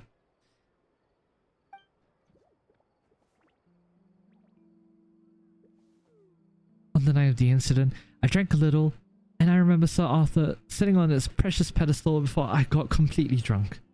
Later on, I I fell asleep by the road, and then I bollard, the second suspect to arrive at the scene. I immediately noticed that Sir Arthur wasn't where it should be. So the real thief stole Sir Arthur between the time of my arrival and Mr. Rocher falling asleep, and that criminal left a letter full of threats for the paper. Acting on my intelligence officer's instinct, I read that letter left by the thief and took it with me from the scene. After that, I'm up next. I'm Intrepid Valberry, Director 42 of a criminal gang.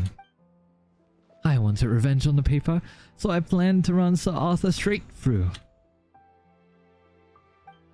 But Sir Arthur was gone when I got there. I was furious. But there was nothing I could do. I just stabbed the knife into the pedestal to scare him and left. It's finally Paimon's turn. I'm Kevin, a problem child. I'm here to get Sir Arthur to spread the word that my dad's a big fat weasel. But Sir Arthur was gone, and there was the knife in its favorite pedestal. I tried to look for it, but all I found was a smelly old man. I somehow woke him, and that terrified me. I took the knife to defend myself and ran as fast as I could. I didn't even notice when a button got torn off my clothes. Indeed, I'm that smelly old man. The commotion Kevin woke me up, and I vaguely caught sight of him running off with something. After that, I looked towards the paper's office and saw that Sir Arthur was missing. I was afraid of becoming a suspect, so I hurried back to my usual haunt at the docks. Is this everything that happened? Paimon thinks our reenactment went perfectly, but did we miss anything? The threatening letter. That's right, I forgot about that letter. Since the thief's motive is tied to the incident from 30 years ago, the paper should have some idea about the thief's identity, right? Yeah, but the paper is still in the dark on all of this. We should deliver his letter to them immediately. How could we have overlooked something so crucial? Because all of you were too busy trying to console me. I'm so sorry for being a burden. You shouldn't think like that, Talochard. Haven't you read through Dr. Morso's case files? Those should be really exclusive information. Ah, now that you mentioned those, I forgot to tell you about the contents. Let's go over there to discuss it. Dr. Morso's death is closely linked to the paper, so it feels weird to talk about it right outside the front door. Alrighty. This spot is perfect. You wanted to know why Dr. Morso was tried, right? It actually stemmed from public opinion. Public opinion? Well, not long after the existence of Dr. Morso's lie detector went public, the Steambird published several articles on it and quickly drew the public's attention. Relevant information retrieved. Morso exclusive. Behind the lies. Morso protocols. Protocols to watch. Lie detector. Game of authority. The paper used special features like these to incite widespread fear and worry among the general public. Soon, the public opinion began to turn against Dr. Morso. What were they worried about? For example, how to guarantee that the lie detector's output is credible? What would happen if a suspect in a trial isn't lying but Curve says he is? Would mistrials and injustice result? But if Curve's reliability can be guaranteed, then those concerns would evaporate. Relevant information retrieved. Content from Lie Detector, a game of authority. When using protocols to restrict authority, the central question is not the lie detector's reliability, but its ability to remain independent from outside authorities. As the article points out, Curve is just a machine. So what would happen if people put their trust in Curve, yet someone could control Curve and use it to falsify results? The Morso protocols are there to prevent that, right? Relevant information retrieved. Content from Morso protocols. Protocols to watch. It must be noted that as the Morso protocols are man-made, there is a possibility of them being modified. This may prove to be a well-concealed trap. Whoa, are they accusing Dr. Morso of secretly tampering or leaving back doors? This is just the beginning. All kinds of other characters piled on after the Steambird triggered the first outpouring of public opposition. Relevant information retrieved. Fish can't live in clear water. Reject a Goldfish Bowl World, published by the Seven Nations Gazette. Shocking misjudgment of the lie detector, published by Short Anthologies. shocking misjudgment of the lie detector. Did Curve make a mistake? That was just a lie, of course. Curve was never involved in any case, much less in misjudging one. But that's how public opinion works, and so it was all downhill from there for Dr. Morso.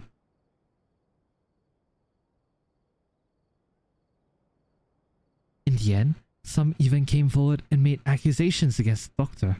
They called the lie detector a total scam, and all the results were completely manufactured.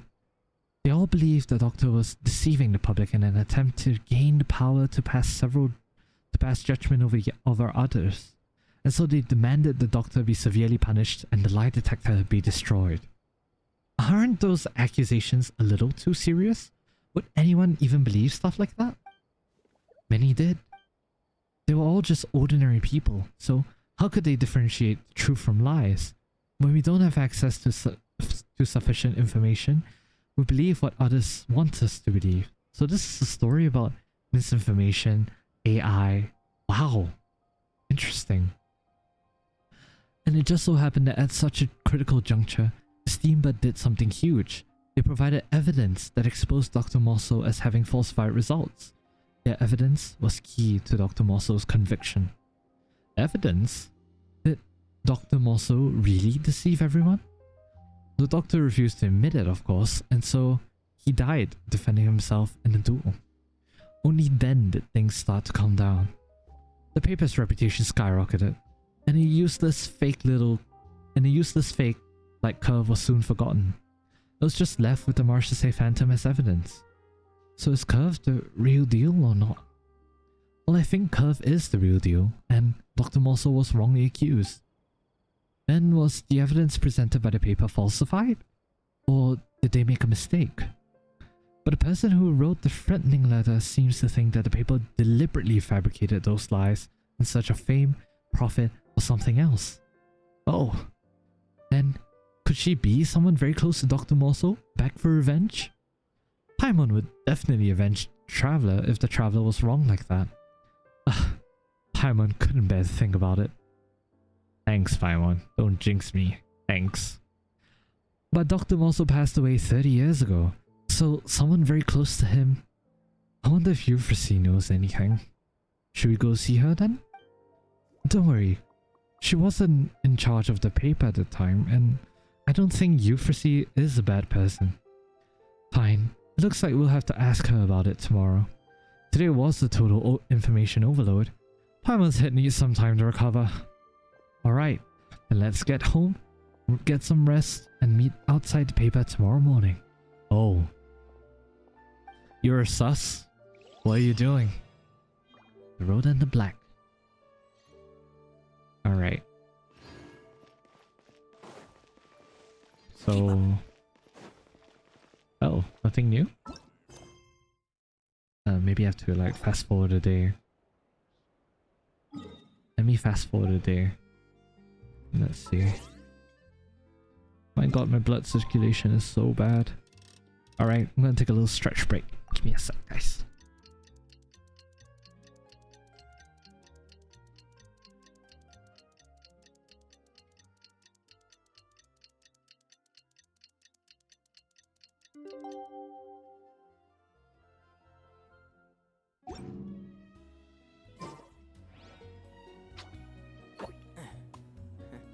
Okay, that didn't work, so maybe let's go somewhere else. Maybe let's teleport away. Like a Statue of the Seven or something. I will be back. No? Do I have to wait for a full system reset? Are you kidding me?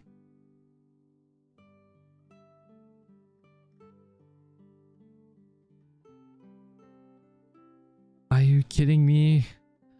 Bruh.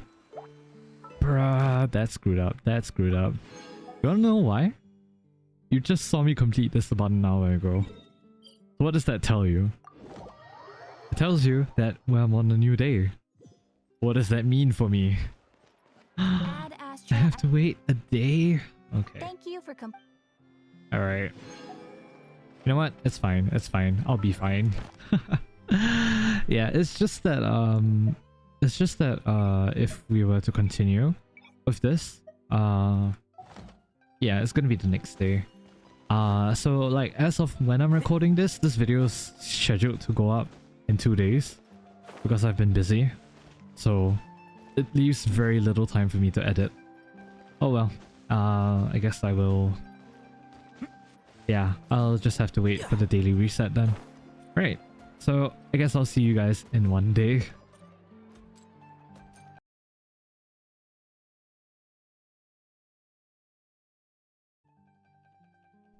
Alright, day 2. Welcome back. Questions and answers. So go to the Steam bed. So this is Act 3. According to the clues that you found, none of the owners of the 4 sets of footprints were the criminal who stole Sir Arthur. As you painstakingly search for answers, it seems yet another issue has arisen at the newspaper. Alright. So back to the Steam bed. I should probably navigate that quest now that I'm thinking about it. There you go. Zhenk. Who is Zhenk? What do you do now, Euphrasie? The letter says that this is the second threat now. What do you mean second? Where was the first one? Euphrasie, we're here. Just the people I wanted to see. Did you find anything useful? We discovered that Sir Arthur was stolen by a woman who calls herself Crow or Blackbird. She seems to have a grudge against you. She left a threatening letter at the scene. Someone took it, but we retrieved it. What? There really was an initial threat? May I take a look? What? This... could it be? What do you remember, Euphrasie? Please, take a look at this first. I received a second threat this morning. The sender seemed really agitated. Another mysterious threat letter. Outrageously, it would seem that your paper hasn't a shred of remorse.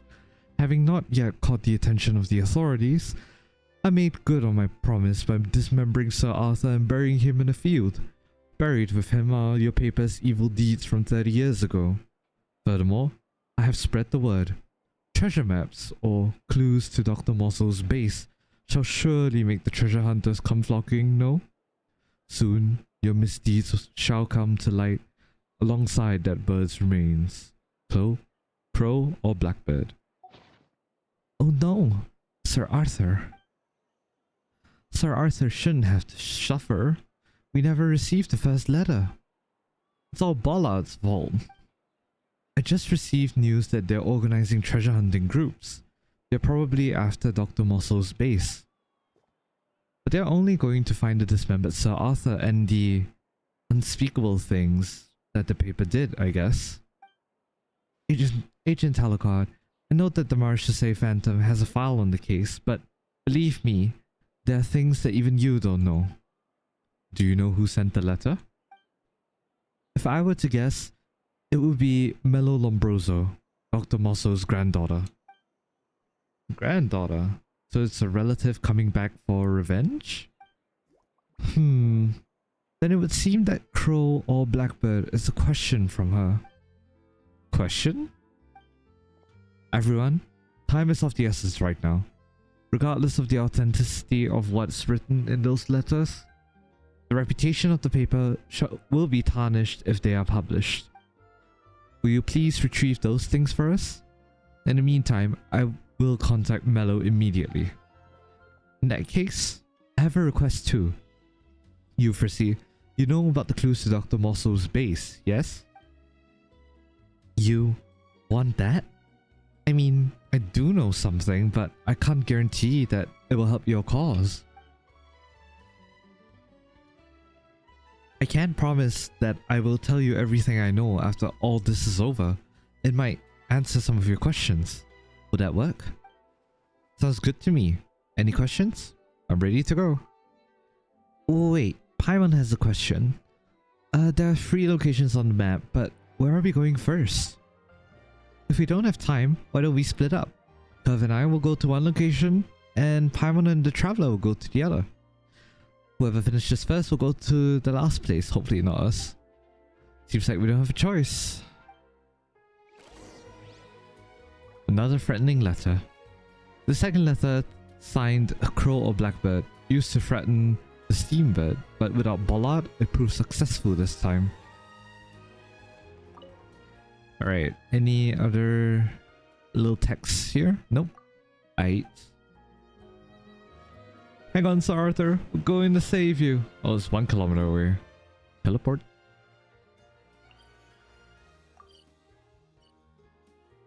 I would assume you, maybe? Dum dum dum dum dum.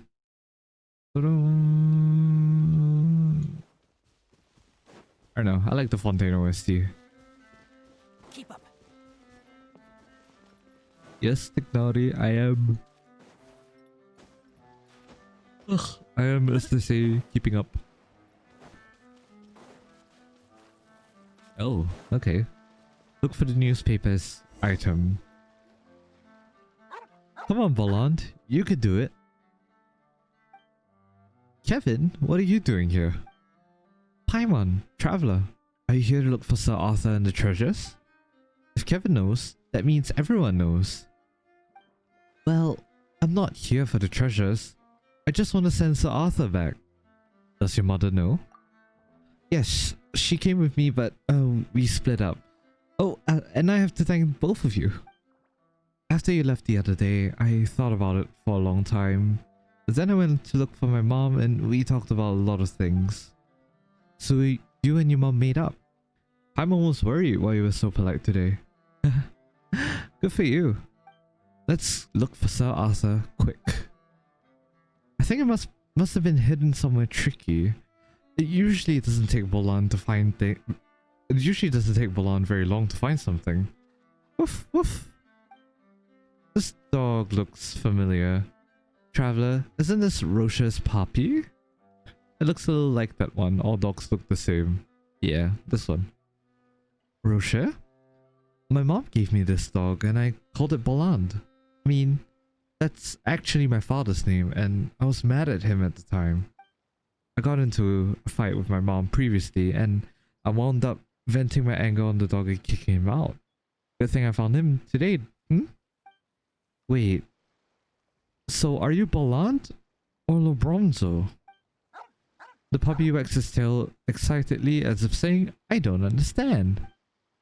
Ah, whatever the case, we just need to find Sir Arthur as soon as possible. We're at the location marked on the map, but where could that bird be? If only whoever did it had left something behind.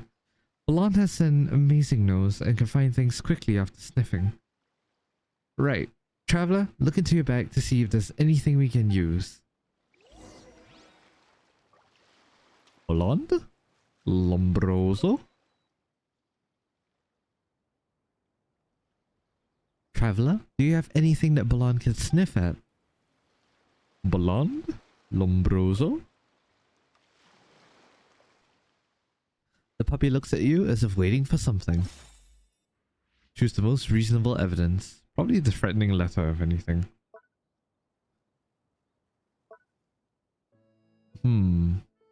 Yeah, it'll probably be the another threatening letter. Woof woof. Wow, you got it. Bolland must have found something. The puppy wags his tail excitedly as if saying it's in there. Is it in the hole? But the entrance is too small. How do we get in? You can do it, Paimon. I can do it. Let me do it. I don't want her pretty clothes to get dirty. Paimon can let you do that. What if there's something scary inside? I'm a problem kid, so I'm not scared of anything. Just wait. I'll be right out. Kevin climbs swiftly into the hole and drags out a chest just as quickly. I found it. It really is inside. You've changed a lot, Kevin. You're helping other people with their problems. Thank you. Let's see what's inside the chest. Free chest, Ayo. Sir Arthur's wing. Forego the lost and found report. Go to the next location. Oh no, Sir Arthur's been dismembered. Don't worry, we'll put you back together. I think this is it. Let's go to the next location. We have to get there before the others. I was basically on this one island. Thank you for making it easier for me.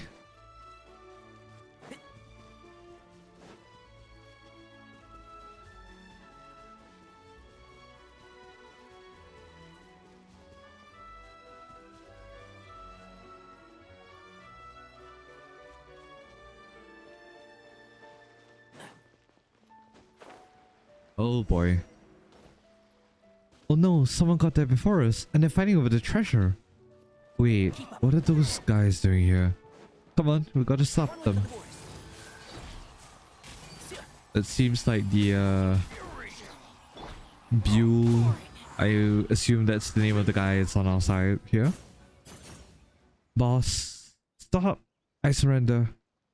Haha. But what a coincidence. Are you here for the treasure too? Why are you all here? Alright, Valberry.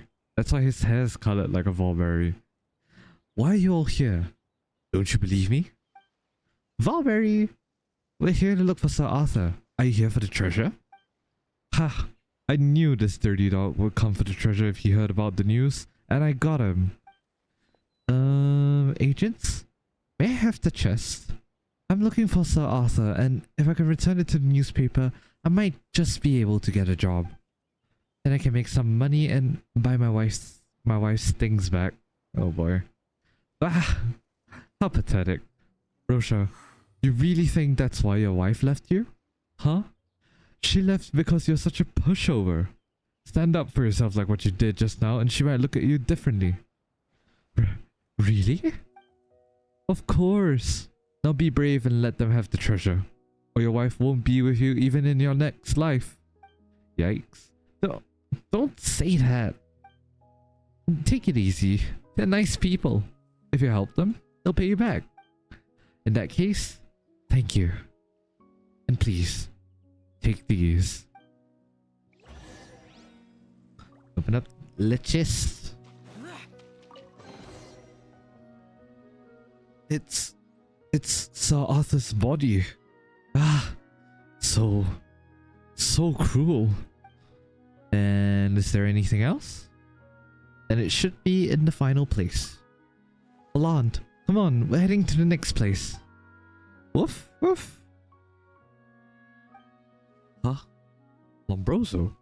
Where did you run off to? I thought you didn't need me anymore. The puppy wags its tail excitedly as if saying, how's that possible? Lombroso? Mr. Rosha, are you mistaken? His name is Blonde. What?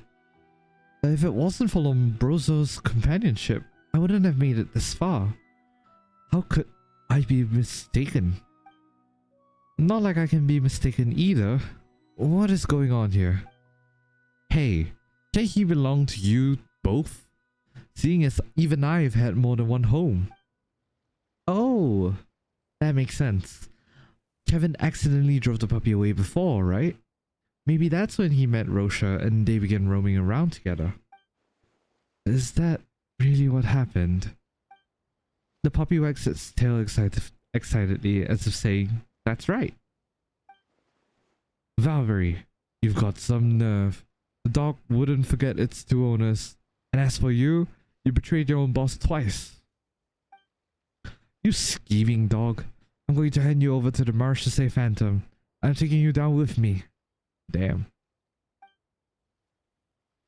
Ah, farewell friends. Come visit me in the Fortress of Meripede someday. Who the heck wants to go to visit you there? Ah, well, never mind. Forget about them. We need to hurry up and get to the last place. Oh, Kevin and Rosha? Are you going to fight for the puppy? No way. I was the one who really messed up. Bolon can stay wherever he wants from now on. I'm fine with that too. Lombroso supported me when I was at my worst. I'll support him too.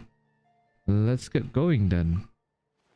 Yes, we don't want anyone to beat it to us. Sir Arthur's body. I should probably be checking all of this out. Wait, let's go to quest. Alright. Sir Arthur's wing. A clockwork ring that belonged to Sir Arthur What the criminal did was unforgivable. The clockwork body that belonged to Sir Arthur. What the criminal did was unforgivable. Alright. Last location. I'm forgiven. I'm a villain. I'm a... Lol. I don't know why the song suddenly came into my head. Oh well. Where are you? Where is the head? I think all we're missing is the head, maybe? Oh, it's Fatui. Hello. I'll say it again. Get out of my way. I'm going to see Bolland. We're all co-workers here. There's no need to get rough. Oh? I'd like to see how good you are now that you've become a mother, Madeline. Oh. Okay, you know what? That makes sense. Madeline is the Fatui with Bolland as the father. So Bolland, who we met, was actually the dad of Kevin, which makes sense. Don't underestimate mothers. Hell yeah. Curve, let's go. Uh-oh, they're fighting Fatui. We gotta go help out. What on earth is happening? Not used to PC controls. Oh lord. Is that correct? Yeah, I think I'm doing the right thing. Where are you flying to? Huh? Oh, that's weird. Okay. Alright, nice. Clear mode switched off. Hi, Mon. Traveler, you came. And you brought Rocher and Kevin. It looks like you're doing well, but we've encountered a hiccup. Madame Madeline and Kevin's father are both members of the Fatui. I'm sorry that we hid it from you before. We just want to live a peaceful life. Fatui? Kevin? Did you know anything about this? Yeah, it turns out that Papa wasn't avoiding being at home. He was actually working. I was wrong about him. This has to be his father's last assignment. He was ordered to find Dr. Mosso's base. Once he was done, he would be able to retire early. But I had a bad feeling after he came. I wanted him to give up this mission. Wait, find the base, retire early. Kevin's father is the peripheral personnel, Ballard? That's the one. And we only just found out that Ballard is a code name. He's actually Kevin's father, Mr. Bolland. I mean, there's not much of a difference there. I think it was pretty easy to make that connection, if anything. I saw a letter before between Mama and another man signed with the name Ballard. I didn't realize it was with my father. No wonder it was so lovey-dovey. I'm glad it wasn't Rocher, Lamau. Everyone's relationships are complicated enough without a twist like that. So where is Bolland now? He removed some objects from the chest when the Fatui stopped us just before. Detected a figure running away in the distance. Ah, it's Papa. He's fleeing. Come on, hurry. Don't let him get away. Oh no. Chase down the Fatu's Bolland. Keep up. He's just stuck. Lamau, he's just stuck. Don't stop chasing me. Why are you always going after me? You want to know why you're always running away? Just stop it, Bolland. Madeline. Why? I did my homework. You're on a mission for a certain Lord Harbinger, aren't you? Oh, and it's a dangerous one too. A Harbinger? Which one? I don't know, but not something we can butt in on. We're just peripheral personnel. Even so, I'm one of the better ones. Someone stole a letter, but left the envelope at the scene. Anyway, I promise I'll be back. this is the last time. Is that really something you say carelessly? Things could get quite hairy with a harbinger involved. You don't support my actions either, then. You've done enough, Balan. Give the stuff to the agents and come back to us. We can move to a place when no one knows us. Mr. Balan, stop hesitating and make up your mind. Oh, everyone is here. I didn't even realize Rochelle was in this corner over here. Make up my mind? Alright. Wait. Who are you? Stop changing the topic. Balan, you don't have any options left. We're not your buddies, you hear? Fine. I want to be my family too. I hope I'm making the right choice. Here's Sir Arthur's head. Great. Father's back and Sir Arthur's complete. Is there anything else? You mean the treasure? Yeah. I came for that, but the head was the only thing in the chest. Maybe the treasure's elsewhere. Impossible. We looked for it, and we didn't find any treasures at the other two locations either. No? That's not right. The newspaper. Maybe Melo was just bluffing and she didn't actually put any treasure in the chest? Wait, Melo? Who's that? Melo Lombroso. Wait, Lombroso? Yeah, the dog. Wait, Rocher, your dog is named Lombroso too? How did you only just realize that, bruh? Well, actually, Melo Lombroso is my wife. I took her last name too, but she kicked me out, so I was too embarrassed to continue using it. But I miss her a lot, so I named my dog after her. Huh? Maybe it's not my place to butt in, but as a woman, I'm pretty sure she would not find this flattering. I think neither would I. But Kevin used your husband's name. I was a problem child. What's wrong with a problem child using a problematic name? Hell yeah. Roasting everyone here. Oh, I see. So you're problematic too, Mr. Problem. Just to double check. Is your wife Melo Lombroso? Dr. Mosso's granddaughter? That's right. I mentioned my wife came from a rich family, right? That's the Mosso family. What's wrong? Alright, now the relationships here are a mess. Yeah, everything is connected. Now I hope you're prepared to hear this. Your wife might be the culprit behind the case. Impossible. She is pure, elegant, and educated. I swear, it is not possible. But all of our current leads point to her. I don't believe it. I'm certain you're wrong. She could never, ever be the culprit.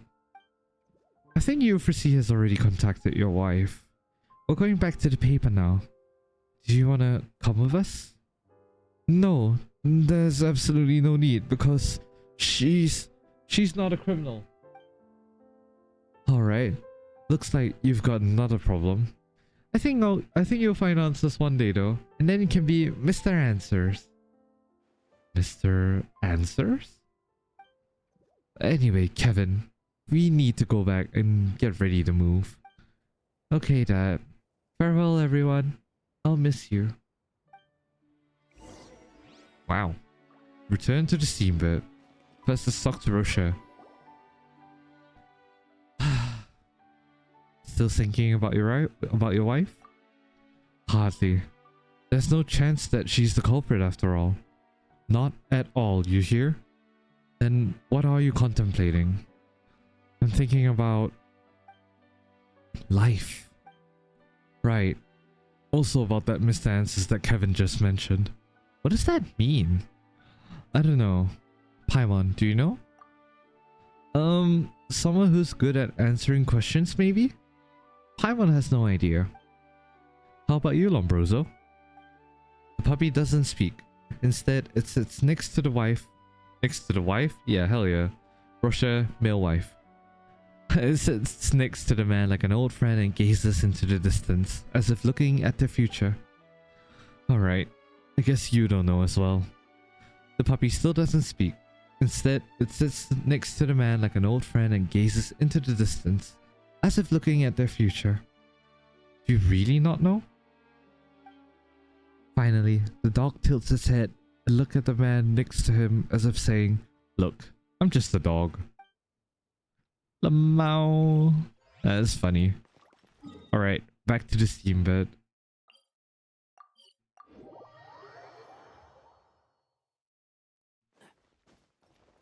Reporting back to you, Foresee.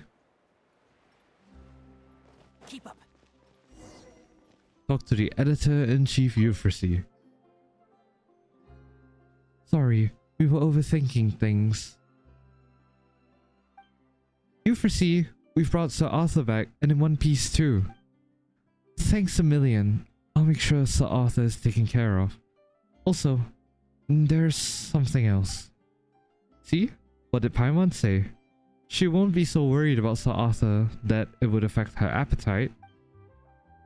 Oh, so we only found Sir Arthur. Not that anyone got to the treasure ahead of us either. How can this be? So I suspect that Madame Mello might have been bluffing and trying to intimidate you, so that you reveal... Ahem. Oh, anyway, let me introduce this lady. This is Dr. Mosso's granddaughter, Madame Mello Lombroso. She only just returned last night from her hometown to the court of Fontaine, so she can't be the culprit. Good day. In any case, these agents and I are acquainted. I met them when I arrived at the court of Fontaine last night. Hey yo. What? Upon hearing about my husband's recent hardships and how he was loitering around the paper's office, I was worried he'd stirred up trouble. So I thought I'd come over, and that's when I heard them discussing something. Yes, I asked someone to verify her identity. There's no issues here either. So if it isn't her, who the heck's the culprit? Apologies for the disruption. Today, upon hearing the news, I came here to clarify that my family never lodged any complaints with the paper about what happened 30 years ago. It was my grandfather's belief that the paper did a good job as well. Thanks for your families, and thanks for yours and your family's trust. Since everything has been cleared up, I shan't stay any longer. I hope the steamboat gets to the bottom of this quickly. Wait, madam, there's something else I must ask you. Do you know the address of Dr. Mosso's research base? Wait, so you've got the address, Madame Mello? Is it you who's in trouble, miss? I would like to help, but I don't know where my grandfather's research base is. Madam, surely the good doctor must have mentioned it. I don't understand. If my grandfather had told me something, how could I not know? It's possible that you weren't aware of some things. Allow me to explain what happened with the doctor. Now I intend to be fully transparent with you all. Some believe that 30 years ago, it was the paper's special reporting that stirred up public opinion, which led to his demise. But the truth is, those articles were not initiated by the paper, but by Dr. Mosso himself. Grandfather himself? He never mentioned this. The Marriage to Say Phantom files didn't include this either, because the deal was off the books. The editor-in-chief back then, my mentor, thought that Dr. Mosso's lie detector had the potential to become a hot story. Being the first to stir things up would help the paper gain the most influence and recognition. But for my grandfather, how would it benefit him? Your grandfather's research had hit a bottleneck. He had no more data to feed the lie detector to study, but he needed to go further. So, he planned to get the data from public opinion. Right. In a way, the realm of public opinion is like a massive hub for spreading lies. Countless people are churning out true, false, accurate, and inaccurate data every day. Dr. Mosso thought of this lesson on dynamic evolution could surely guide his machine to another level of comprehension, and in separating truth from fiction, it would eventually surpass the machine's rules. So, he did it for Curve. However, the doctor and my mentor both underestimated the destructiveness of public opinion. They lost control. As for what happened next, well, you know the story. But the key evidence that led to Dr. Mosso's conviction was actually exposed by the paper, right? That evidence was actually provided by your grandfather. Ooh. He provided evidence that criminalized himself? How could that be possible? I'm sorry. My mentor didn't tell me why Dr. Mosso would do this, but it's the truth. Sorry, Editor-in-Chief Euphrasie. I might need to seek confirmation from Curve regarding your words. Biological indicators detected to be normal. Editor-in-Chief's Euphrasie is telling the truth. The relevant information retrieved. The Mosso protocols within my core have been modified hundreds of times. The log indicates that these modifications were made by Dr. Mosso. The Mosso protocols were changed out 100 times, so that means the doctor really manipulated the test results. So why would he give evidence of this to the paper? He planned to confess? But then he requested a duel, didn't he? Paimon can't make heads or tails of this. It makes no sense. He really lied to the public? Why? The data on this question is unresolved. My line learning module cannot provide an answer. Oh great. Now Curve's become a problem robot. Dr. Mosso's research base holds the answer. I can feel it. We must find it. Euphrasie, you just said that Madame Mello had the clues to the base, yes? On the eve of the duel, Dr. Mosso mentioned in a message to my mother that he would leave the base's location with his beloved granddaughter. He left it to me? Yes. Please try to recall. Did the doctor mention anything to you before he left? I was so young then. Father wouldn't let me go to the duelist ring to see my grandfather. But the last time I saw him was the day he was detained. It was very early. So, did he give you anything? All I remember is that once the duel was finished, my father brought a piece of jewelry that had been cleaned. He said my grandfather left it to me. Perhaps the jewelry could be connected to the base? I'm sorry to ask, but could we have a look at it? I wouldn't have minded, but my good-for-nothing husband sold it to pay off a debt. What? So Rochelle gave it to... Don't worry. Is this it? This. The locket. Update clue. Inside the locket is a yellowed portrait of a young girl. Can we see it? Yep, so that's you. Alright.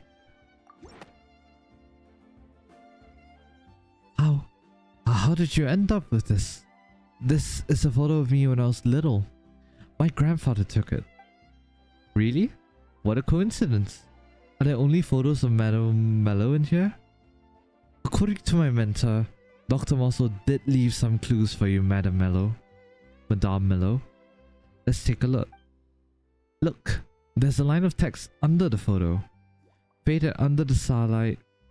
Faded under the sunlight, shining under the sunlight. Faded under the sunlight, but shining under the sunlight? What is it? Does something like that truly exist?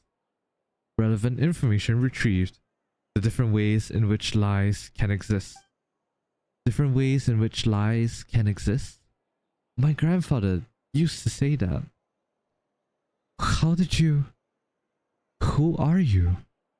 May I have the photo? Curve picks up the photo and raises it towards the sky. The sunlight shines through the photo and falls into Curve's eyes, as though passing through 30 years in time. Gradually, another image appears.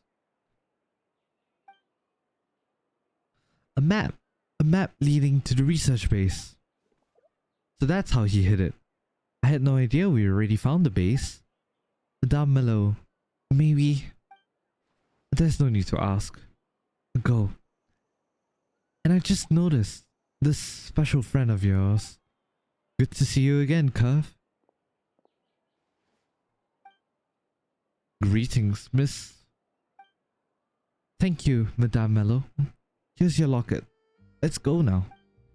But we haven't found the person who sent the threats. Don't worry, Paimon.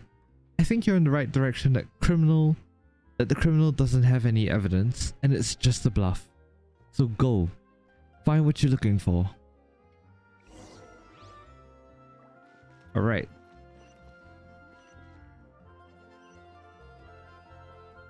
To the base, which is somewhere. On this island. Perfect.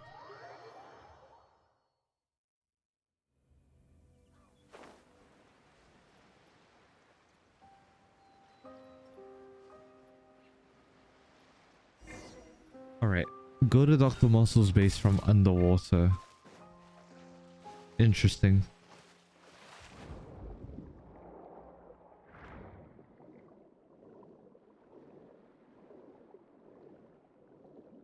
You should add a what's that thing called?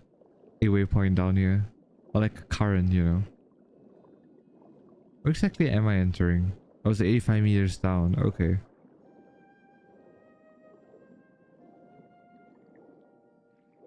Oh, it's that thing? Okay.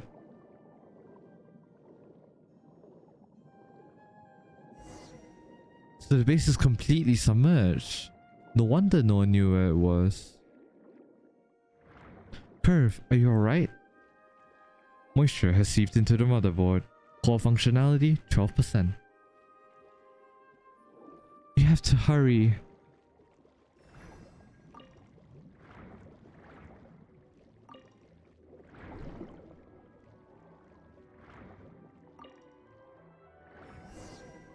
This is probably the entrance, right? I think someone was here. There are traces nearby.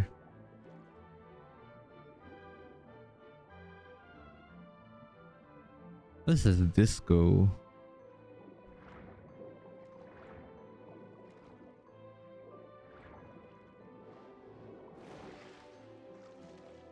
Alright, so this is that weird pond right out. Where is this? Oh wow.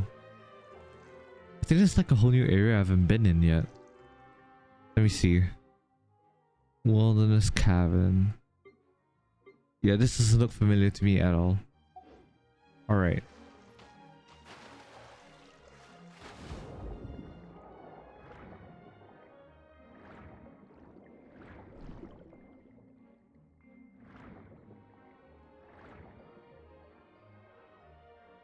Anything here? Nope, just a little inspect. I can open the door. Ooh, okay. Where is this?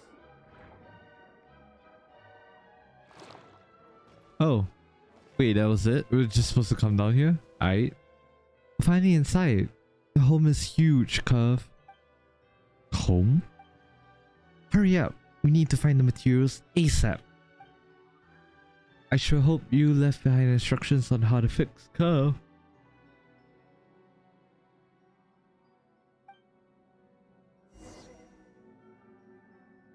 Look for research materials in the base. Muscle's diary. Last time I didn't want Mello to have too many snacks, so I said, "You're gonna be fat if you keep eating." She cried and ran away. Oh boy. Then her mom taught me to say, "You still look great when you're plump."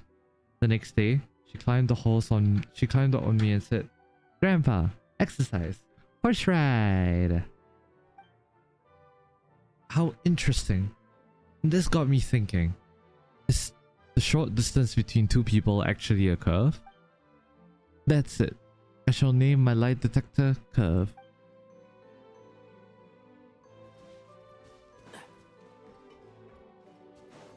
Well, I mean, I suppose that's pretty logical, if anything.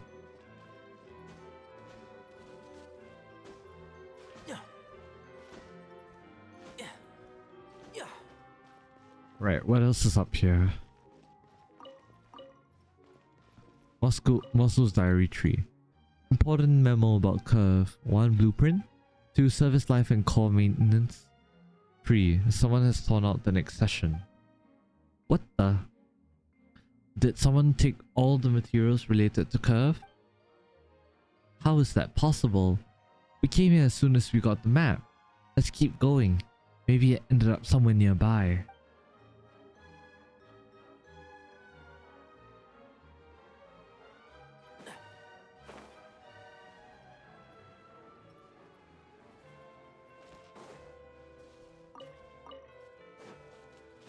What about this? What do you do? Also diary 2. Notes on base backup systems. 1. Emergency exits are put at the rear of this facility for use in case of emergency. 2. The self-destruction and mechanisms and cables are located within the walls. Damaging the walls is strictly prohibited. 3. Using the board's aforementioned backup system. Someone has to turn out the next selection. Self-destruction system? Looks dangerous.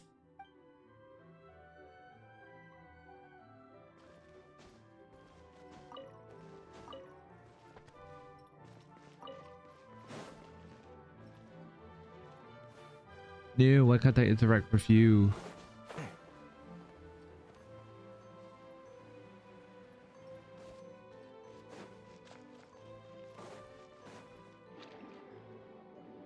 Anything here? Am I tripping balls? Nope. I am tripping balls.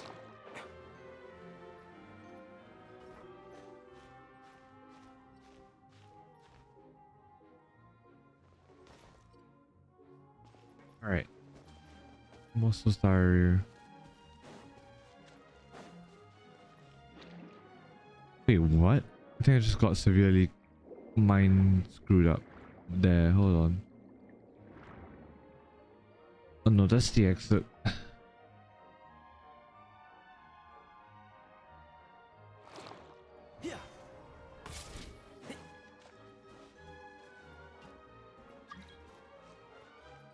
No.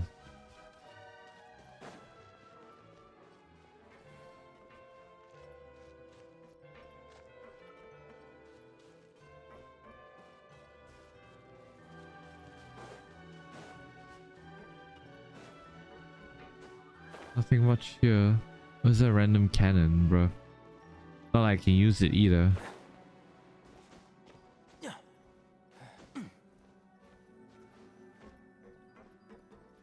Alright. Letter to the editor-in-chief. Dear editor-in-chief, you are correct in your judgment that the matter has reached the point of no return.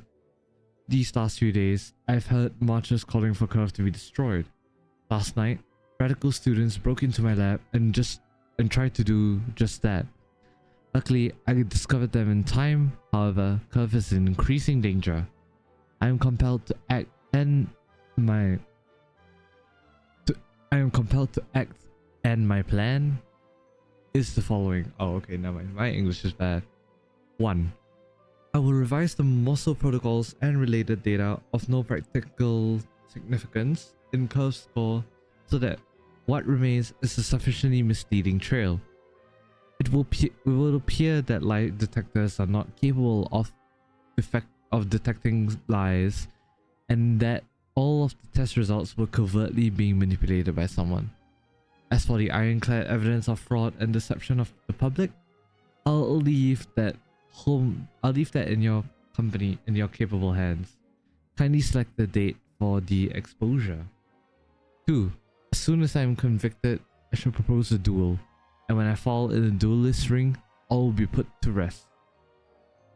I humbly request that you mobilize your paper to divert attention away from Curve. It should never be thought of as a useless sham of a machine to be used as evidence in the case and then sealed away by the Marchese Phantom. There's no need to try and change my mind. I thought through it through every last detail, and the storm is unlikely to pass until until I, the main offender, am dead. Curve is my life's work, my life for this. Everything you've learned so far has been redundant data and incomprehensible. I believe that the seed of life has sprouted within him. Yours sincerely, Mosso Lombroso. Is this the secret letter that Dr. Mosso and Euphrasy's predecessor... Huh? He seems to have mentioned something important.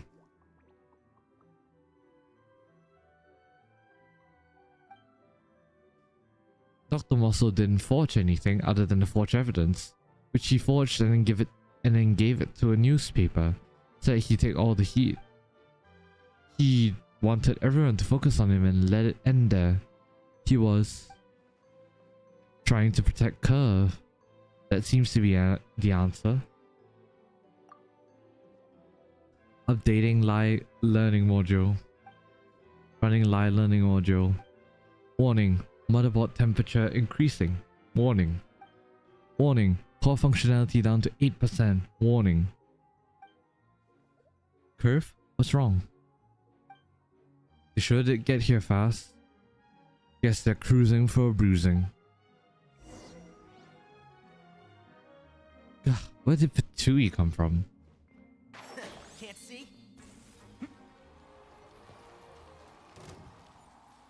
Alright, I'm gonna defeat the Fatui. Useless. I will end you. And shroud.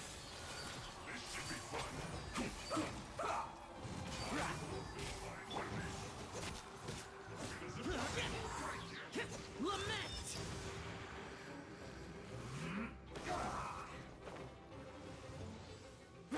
Oh wait, I'll stop pressing my mouse. Lamal. Sorry, I am a tad bit sleepy at the moment. Oh right, I forgot this is the water one. Water one requires you to get rid of the water one first. Why are you not switching, bro? Can't see?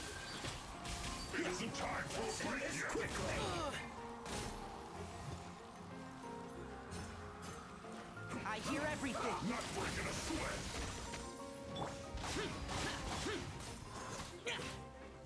Wrong person. One with the force.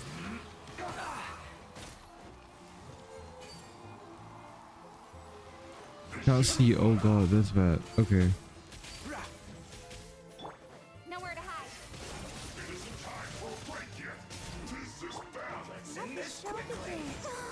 Oh god. Useless. This one though. Trying to fight the more annoying one.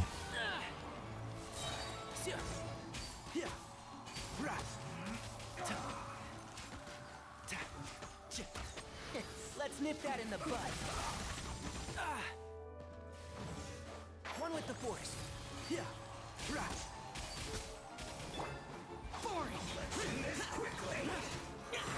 Yeah, I want to end it quickly. I'm like on the verge of dying breath. And shroud.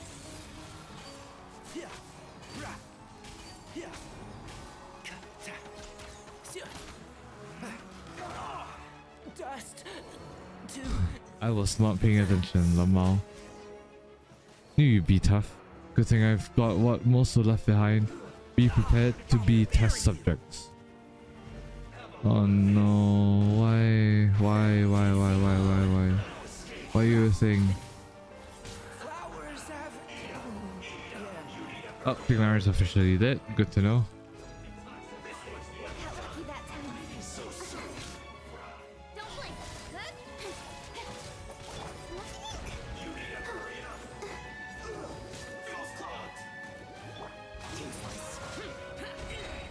Good.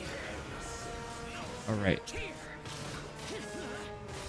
Worthless. Worthless. That's a lot of Chewy. Please let it stop.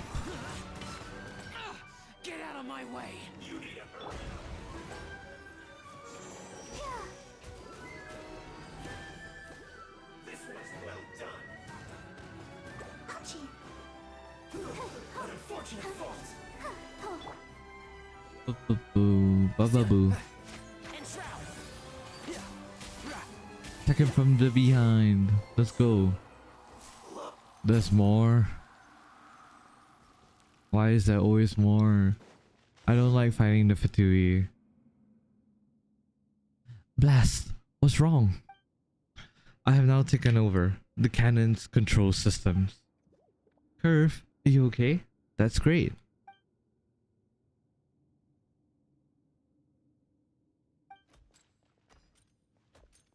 Quick, fire the Fatui. Alright. Operate cannon. Down one.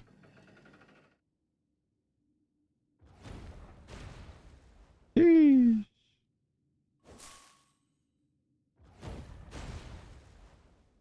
Sheesh. Nice. Nice. Nice.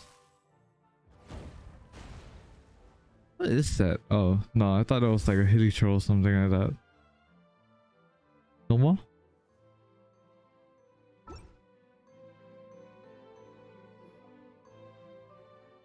Persis, you're not easy to deal with. No wonder the Fatui are so reluctant to face you. Zhank? Editor Zhank? Why are you here? How do you know about this place? Ha. You were discussing that base's location so freely right in front of the paper's doors. It would have been rude to me not to take advantage of such generosity. Zhank, you eavesdrop.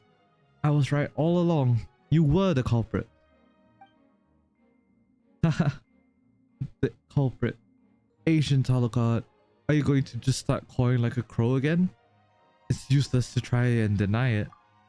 You are right. Indeed, I am the culprit. But I only wanted to help this moronic excuse for an agent to sort out the case. It's not like she could just write. That guy called me a crow, so he must be a culprit or something like that in the case file. Now can she? You... Hush now. How about using your brain instead of your temper for once? Surely you must still have a number of questions regarding the case, such as my motives. Aren't you the least bit curious? You just wanted all of Curve's research materials, don't you? All the papers alleged dirt on Morsel faking results from back then? Oh no, it looks like that question was far too easy. And as for the second question, I'm merely a low-level editor. But what could they hide? What could little old me possibly be privy to secrets at the paper? How should I know? You must have learned about it from Ballard. Bingo! It was Ballard who came knocking. That's when I realized the paper had made serious issues.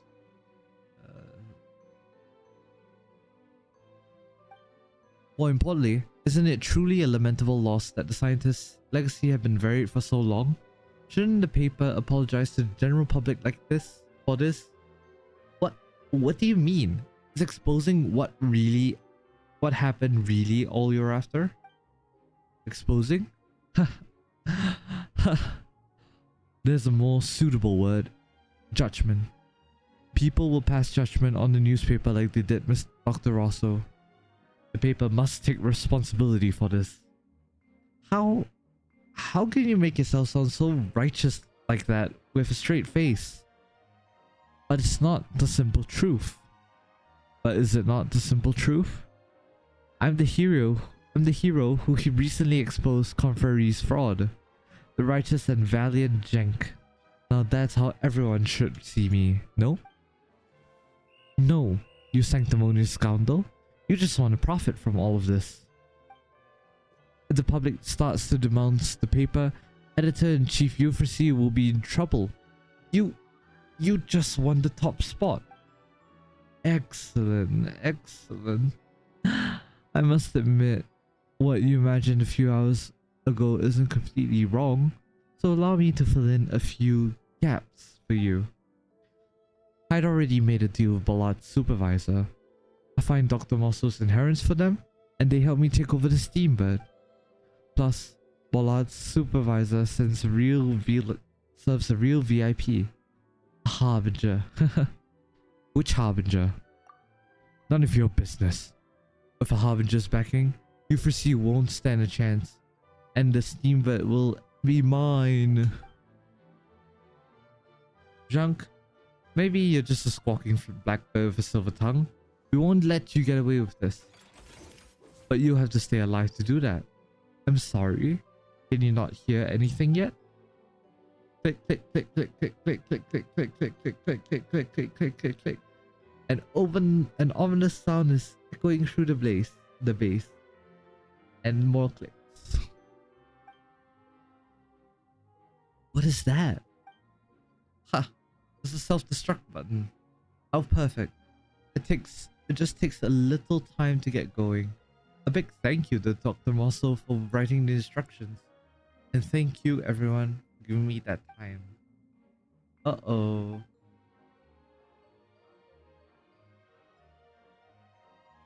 Farewell, little crow, little Agent Curve, and you two visitors from afar.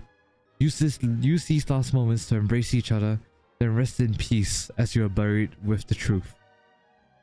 Zhang practically flies out the entrance. The door closes behind him with a heavy thud.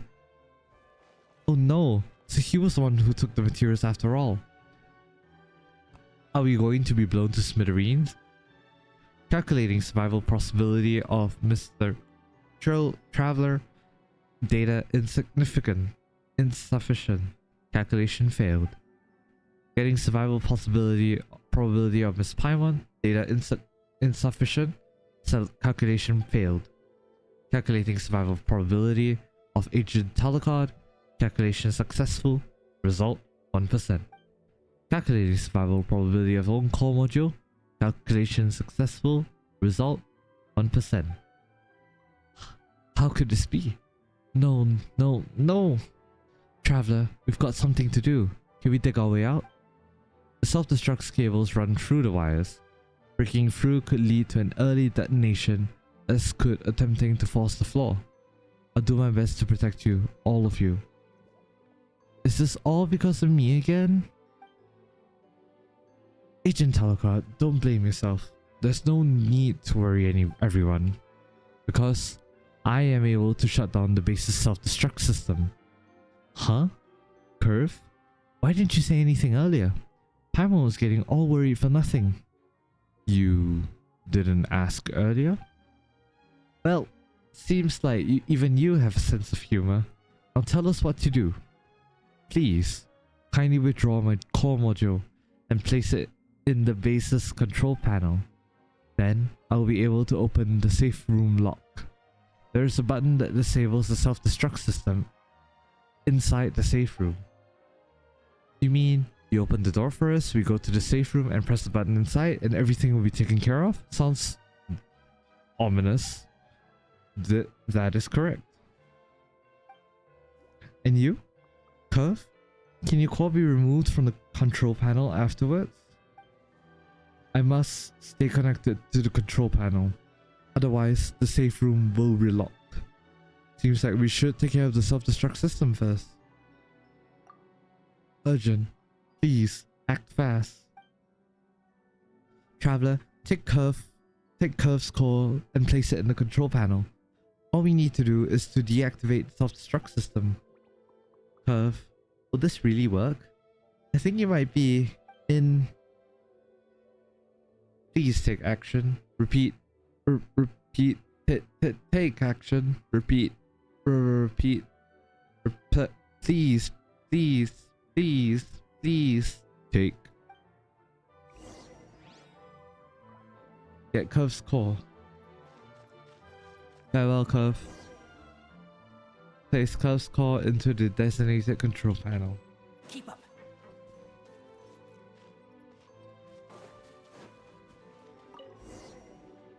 The door to the safe opens with a light shudder. We should be fine hiding in the safe room. Talochard, don't stand around, let's head to the emergency room.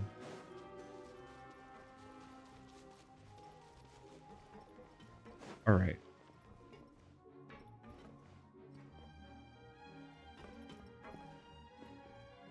How the heck am I supposed to get up there?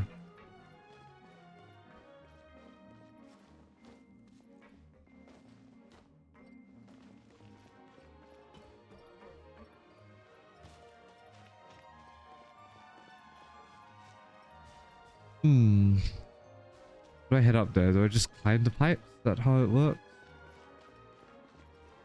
Oh, okay, from here. Okay, gotcha.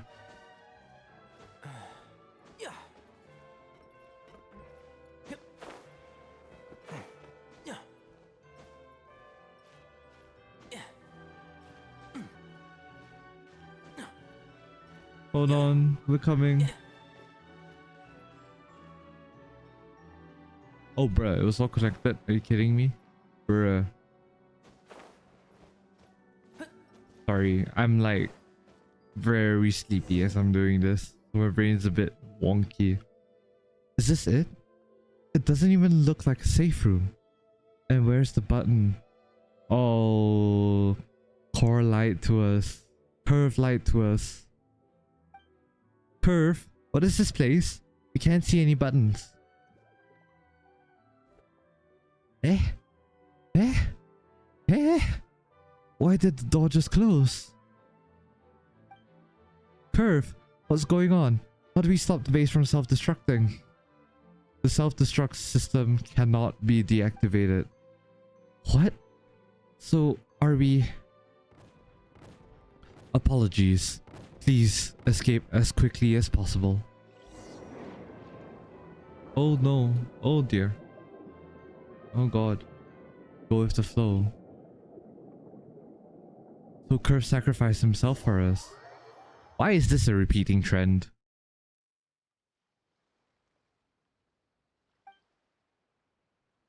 Oh no.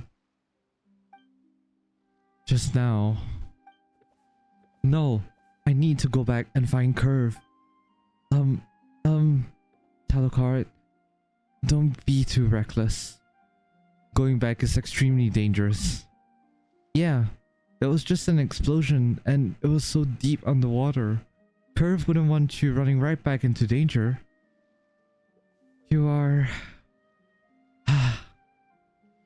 You are correct. I shouldn't act like this. But didn't he say the self-destruct mechanism could be shut off? He lied. He can't shut it down. His core can only open the emergency exit. So then why... His core had to be inside the control panel to open the emergency exit. But he's smart now. He knew we wouldn't leave him behind. So he lied to us. Damn. Oh wow. So he can already think like that? Wouldn't that... When did he... It must have been Dr. Mosso's letter that made Curve understand the final question. He learned about what Dr. Mosso did for him. Turns out I'm useless after all. If only I were more competent, maybe I could have helped him break the protocols, and then we wouldn't have to come here. But the final letter might have been the final push. That's right, don't blame yourself. Curve's breakthrough probably started a long time ago. His breakthrough had already started? Let's say you eat 100 slimes in one sitting and get super fat.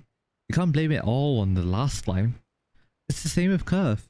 Even if the doctor's letter was crucial, all the work you did with Curve before wasn't wasted at all. Is that really true? Well, I don't know. Curve, the question you're leaving behind, I may never understand it. Anyway, thank you. And I know what we should do next. Catch that awful scoundrel Zhenk. Absolutely. Definitely. He must be tried for his crimes. Just like that, you and Talochard return to the court of Fontaine and start hunting for the dastardly Zhenk.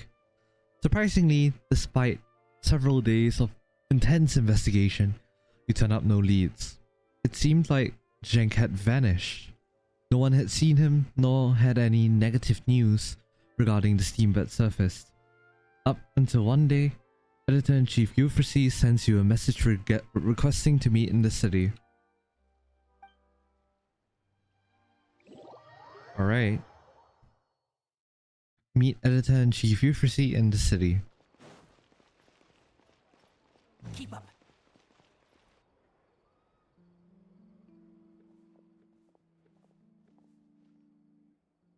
Ah, you're finally here. It turns out that we don't know our own people well enough. This allowed an employee to create some serious trouble. I offer my sincerest apologies, especially to you, Agent Talochard. It's not your fault, Euphrasie.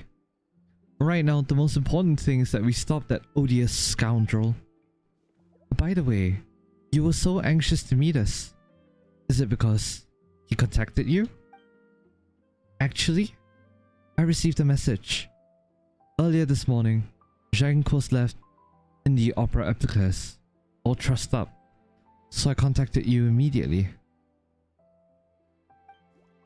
He's been caught? By who? We're still not sure. By the time he was found, he seemed to have lost his mind. He didn't react to any external stimuli at all. He was just kneeling on the stage of the Opera Epicles. He looked like a doll that had just stood trial. The Maison Gardiennage folks took him in. When they examined him, they found that his tongue was missing. Oh boy. His tongue? Oh my. That's terrifying. The Maison Gardiennage also discovered a note in his mouth. It said something to the effect of making amends to you. Making amends to us? You, Paimon, Talochard. Your names were written on the paper. Seems like the person who was backing him wants to apologize to you free. It appears they don't want to make enemies out of you. Or maybe they feel quite strongly about what happened to Agent Curve. Those are the only possibilities I can think of. The person behind him. But Paimon remembers Zhang said that he had a deal with a Fatui Harbinger. But which one? A Harbinger interested in machine intelligence. Sounds like Sandrone. How about Dr. Mossel's legacy? Zhang took all of Curve's design and research data. Gone without a trace. They probably went back to the Harbinger then. That wretched Zhang. That's what happens when you decide to go full evil. I guess this counts him as being tried for his crimes, right? Though we don't know who the judge is. So that's what happened. Though I didn't catch him personally, at least I feel like he finally paid the crime for his price. The crime for his price? The price for his crime. Holy crap. I am sleepy. Since all of your names are on the paper, the Maison Gardiennage will probably want to pay you a visit. I'll go over right now and explain everything so they won't bother you. Finally, I hope the case can end here. Wait, Agent Talochard, would you mind going back to the newspaper with me? Why, Euphrasie? If you want to convince me to write a fantasy column, it's not happening. Lamau. Still in the mood to joke, I see. That makes me feel much better. Let's go.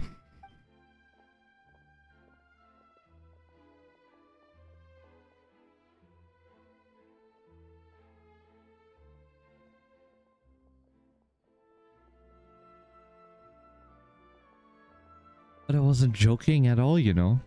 I will work very hard and do my best in the March to Say Phantom.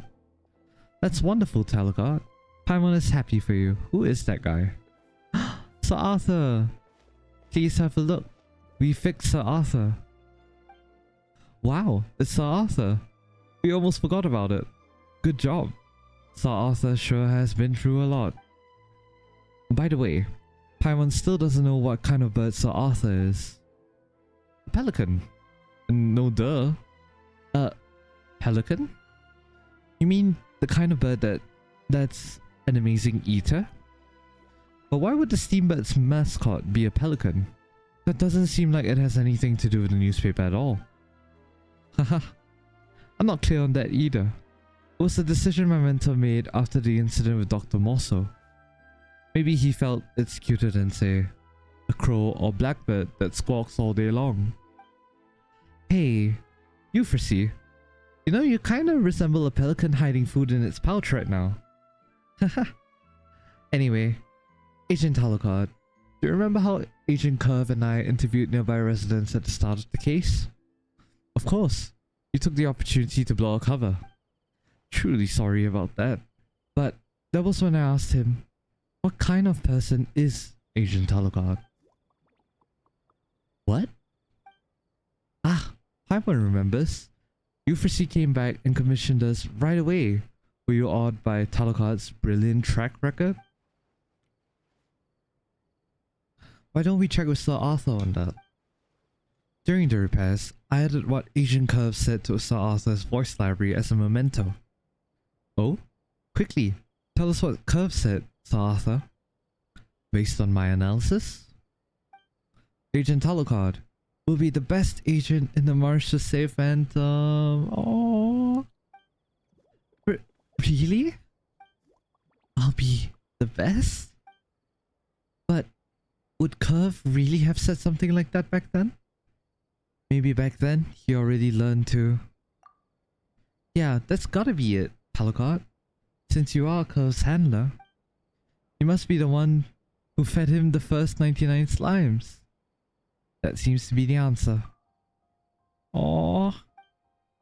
Well then, Curve, I will be the best agent in March to save Phantom. Crow or blackbird? That's wholesome. It's a sad but wholesome ending. So Arthur is back. Extra, extra. The freaky makes a statement about. Oh, okay, we've seen that. Yep. Yep. Do you have any more voice lines? No? Okay. Yeah. I'm so used to calling the Fontaine Research Institute of Kinetic Energy Engineering just the freaky, because it sounds better. Euphrasie. Any new work? Tales about humanity? Can you tell me about Charlotte? Any new work? This is new. Oh?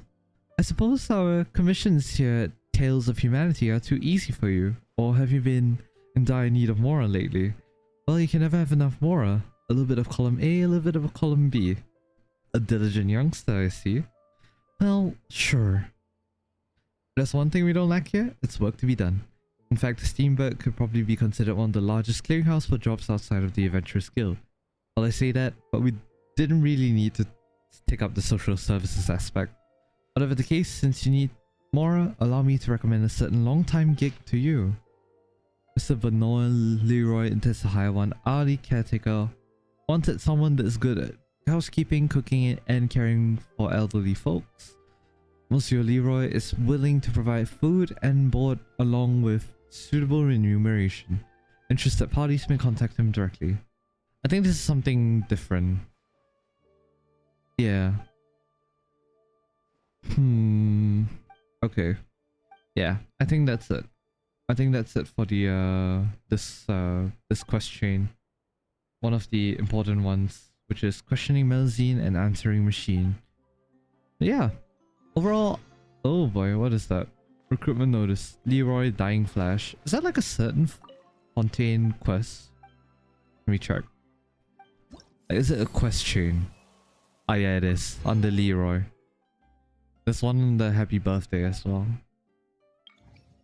84% exploration progress. Can't wait for the final bit of Fontaine to come out. No idea where it will be. Actually, you know what? I have a little stinking idea. It's gonna be like here, a little patch update here, and a little bit here. What we're seeing. Yeah, that's probably gonna be it for the map of Fontaine. But yeah, anyways, we've come to the end of this Genshin Impact World Quest video. Thank you, Signari. Yeah, thank you all so much for coming. The next few Genshin Impact videos will be regarding the new alchemy the alchemy event, and of course the Chenyu Vale world quest as well. So yeah, I hope you guys enjoy. You can make an attract. I hope you guys enjoyed my playthrough of this quest. Personally, I found it really nice. It raises a bunch of questions about things like AI, misinformation. Like, I like how they managed to sneak topics that we are familiar with, that is currently happening, like, you know, to us on a regular, like, daily basis, and they've managed to like make it so that we're able to, you know, like, relate to it a lot more, and also poses quite a few interesting questions as well for us. I think that's pretty impressive. And yeah, thank you all so much for coming once again, and I'll see you guys in the next video. So till then, have a good day ahead. I'm just having Kurtzing run through the bushes for no reason. So yeah, thank you all so much, and see you in the next one. Bye bye.